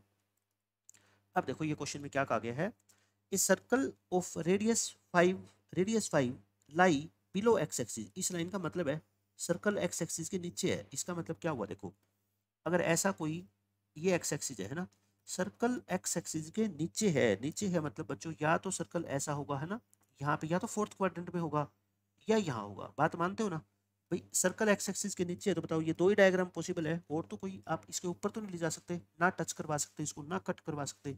तो इसका क्या मतलब हुआ, इसका क्या मतलब हुआ बच्चों, इसका मतलब सिर्फ इतना है कि जो ये सेंटर है ना, इसका जो बच्चों वाई कोऑर्डिनेट है वो यहाँ पे भी नेगेटिव है और यहाँ पे भी क्या है नेगेटिव है। एक्स कोऑर्डिनेट की तो मैं बात ही नहीं कर रहा, वो तो यहाँ नेगेटिव है और यहाँ क्या है पॉजिटिव है। इसका मतलब ये हुआ बच्चों वाई कोऑर्डिनेट ऑफ सेंटर जो भी आएगा वो क्या आएगा बच्चों, नेगेटिव आएगा। अगर आपने पॉजिटिव कंसीडर कर लिया तो इसका मतलब ये वाली लाइन आपने मिस कर दी, है ना, और छोटी सी भी लाइन मिस कर दी जेई में तो बच्चों वहीं क्वेश्चन का आंसर गलत हो जाएगा। एग्जामिनर तो चाहता ही है, वो छोटी छोटी बातें इसलिए तो लिख के देता है ताकि बच्चा इसको इग्नोर करे और उसका आंसर तुरंत गलत आ जाए, है ना। और इंटीजर टाइप क्वेश्चन वैसे ही है ये तो सर्कल की रेडियस 5 है और वो सर्कल जो है ना एक्स एक्सिस के नीचे है, ठीक है। L1 एक लाइन है बच्चों, इसकी इक्वेशन क्या है, 4x + 3y + 2 = 0। ये L1 लाइन इसके सेंटर से पास होती है, ठीक है, सी सर्कल का नाम है, और इंटरसेक्ट करती है एक दूसरी लाइन L2 को क्यू पे। मैं अभी आपको डायग्राम बना के दिखाता हूँ, देखो क्या मतलब है इसका। ये एक सर्कल है, ये एक L1 लाइन है जो सर्कल के सेंटर से पास होती है, पी क्या है बच्चों सर्कल का सेंटर, ऐसा क्वेश्चन में लिखा हुआ है, ठीक है। और ये एक लाइन L2 को क्यू पे मीट करती है, तो एक लाइन और बनाऊंगा अभी देखो आगे। The line L2 touches circle C at point Q, मतलब ये पॉइंट क्यू है, ये लाइन L2 है, L2 बच्चों सर्कल को Q पे टच कर रही है और ये L1 L2 को Q पे मीट कर रही है, तो मतलब Q पॉइंट जो होगा ना वो यही होगा और तो कोई हो ही नहीं सकता। मतलब Q कॉमन पॉइंट है, एक तो L1 और L2 का पॉइंट ऑफ इंटरसेक्शन है, एक बच्चों ये L2 लाइन Q पे इसकी क्या है टेंजेंट है। आप समझ गए इतनी बात, ठीक है, ये फॉर्मूला लगा दिया। Then find the distance of P, P मतलब सेंटर, सेंटर की डिस्टेंस निकालो बच्चों इस लाइन से। आप कहोगे सर ये क्या बात होगी, अगर पी के कोऑर्डिनेट पता लग जाए तो फिर तो बच्चों एक पॉइंट की लाइन से क्या निकालनी है, डिस्टेंस से निकालनी है, और पी के कोऑर्डिनेट मैं कहता हूँ निकल गए। आप समझो, एक बात बताओ, क्या क्यू के कोऑर्डिनेट आप निकाल लोगे क्या, क्यू किस किस का पॉइंट ऑफ इंटरसेक्शन है बताओ? क्यू बच्चों पॉइंट ऑफ इंटरसेक्शन है किसका? L1 का और L2 का। तो L1 ये रही, L2 ये रही, तो दोनों का पॉइंट ऑफ इंटरसेक्शन आ गया तो निकल गया। अब मेरे को सेंटर चाहिए। ये बताओ ये P और Q के बीच की डिस्टेंस क्या है? ये रेडियस के इक्वल है क्या? है ना रेडियस, और रेडियस क्वेश्चन में कितनी दे रखी है? 5। तो अब ये वही क्वेश्चन हो गया कि P पॉइंट बच्चों लाई करता है कहाँ पे? L1 पे, और Q पॉइंट भी L1 पे लाई करता है। तो इस L1 को ऐसा बना दूं, P यहाँ पे है, Q बच्चों फिक्स है जो आपको दे रखा है ना, मान लो ये 1, -2 आएगा सोल्व करके। अब ये P और Q के बीच का गैप कितना है? 5। तो अब बताओ इस P के कोऑर्डिनेट नहीं निकाल सकते आप, जो मैंने अभी निकाल के बताए थे है ना, पैरामीट्रिक फॉर्म का यूज करके, ठीक है। तो ये बच्चों क्या आ गया, पहले मैंने पॉइंट ऑफ इंटरसेक्शन निकाल दिया। अब ये डिस्टेंस कितनी है बच्चों? 5 है। तो अब P पॉइंट के कोऑर्डिनेट कैसे निकालोगे? बाय यूजिंग पैरामीट्रिक फॉर्म, अभी मैंने बताई थी ना, पैरामीट्रिक फॉर्म को यूज करके। तो P पॉइंट के कोऑर्डिनेट देखो क्या क्या आए थे, अब मैं आपको लिख के दिखाता हूँ। -2 to 4 -6, 4 -6। अब आप बताओगे मेरे को कि कौन सा पॉइंट P यहाँ पे इस क्वेश्चन में एक्सेप्ट करे। बच्चों P क्या है? सर्कल का सेंटर, और सर्कल कहाँ पे लाई करता है? Below x axis. तो इसका मतलब सेंटर का y कोऑर्डिनेट बच्चों क्या होगा? नेगेटिव होगा ना। ये पॉइंट क्या करना पड़ेगा अपने को बच्चों? रिजेक्ट करना पड़ेगा। समझ गए? एक एक चीज का बता दिया मैंने। क्यों? जो सर्कल है ना, वो सर्कल लाई करता है कहाँ पे? Below x axis. तो इसका मतलब y कोऑर्डिनेट ऑफ सेंटर वो क्या होना चाहिए बच्चों? नेगेटिव होना चाहिए। देखो एक्स कोऑर्डिनेट का कोई मतलब नहीं है, एक्स कोऑर्डिनेट नेगेटिव भी हो सकता है, पॉजिटिव भी, बट मुझे किससे चेक करना है इसको? वाई कोऑर्डिनेट से चेक करना है। तो पी पॉइंट के कोऑर्डिनेट आगे। अब तो बस बच्चों पी की परपेंडिकुलर डिस्टेंस निकालनी है आपको। किस लाइन से? ये एक लाइन की इक्वेशन दे रखी है ना, 5x - 12y + 51, 5x - 12y + 51 = 0। ये डिस्टेंस निकालनी है आपको। डी निकाल दो, पॉइंट पुट करना 4, 20 -6 इंटू -12 और +51 डिवाइड बाय बच्चों क्या करोगे? 5 का स्क्वायर और +12 का स्क्वायर। तो हो गया सोल्व। ये कितना आएगा बताओ? 51 और 20 71, और ये 72 143, और ये हो गया 13। 143 को 13 से डिवाइड करोगे, आंसर कितना आएगा बच्चों? 11। 11 इस क्वेश्चन का अपना करेक्ट आंसर है। ठीक है, आसानी से समझा दिया मैंने ये क्वेश्चन भी आपको। तो बच्चों ये हमारे क्वेश्चन थे सारे के सारे जो जेईई मेंस 2022 के अंदर आपसे पूछे गए हैं। नेक्स्ट लेक्चर के अंदर हम पैराबोला, इलिप्स और हाइपरबोला तीनों के तीनों टॉपिक बच्चों कंप्लीट करेंगे। तब तक आप 2023 के या 2024 में से किसी एक के लेक्चर, कोनिक सेक्शन वाले लेक्चर आप कंप्लीट कर लो, ताकि आपको कोनिक सेक्शन 2022 को समझने में ज़्यादा प्रॉब्लम ना आए।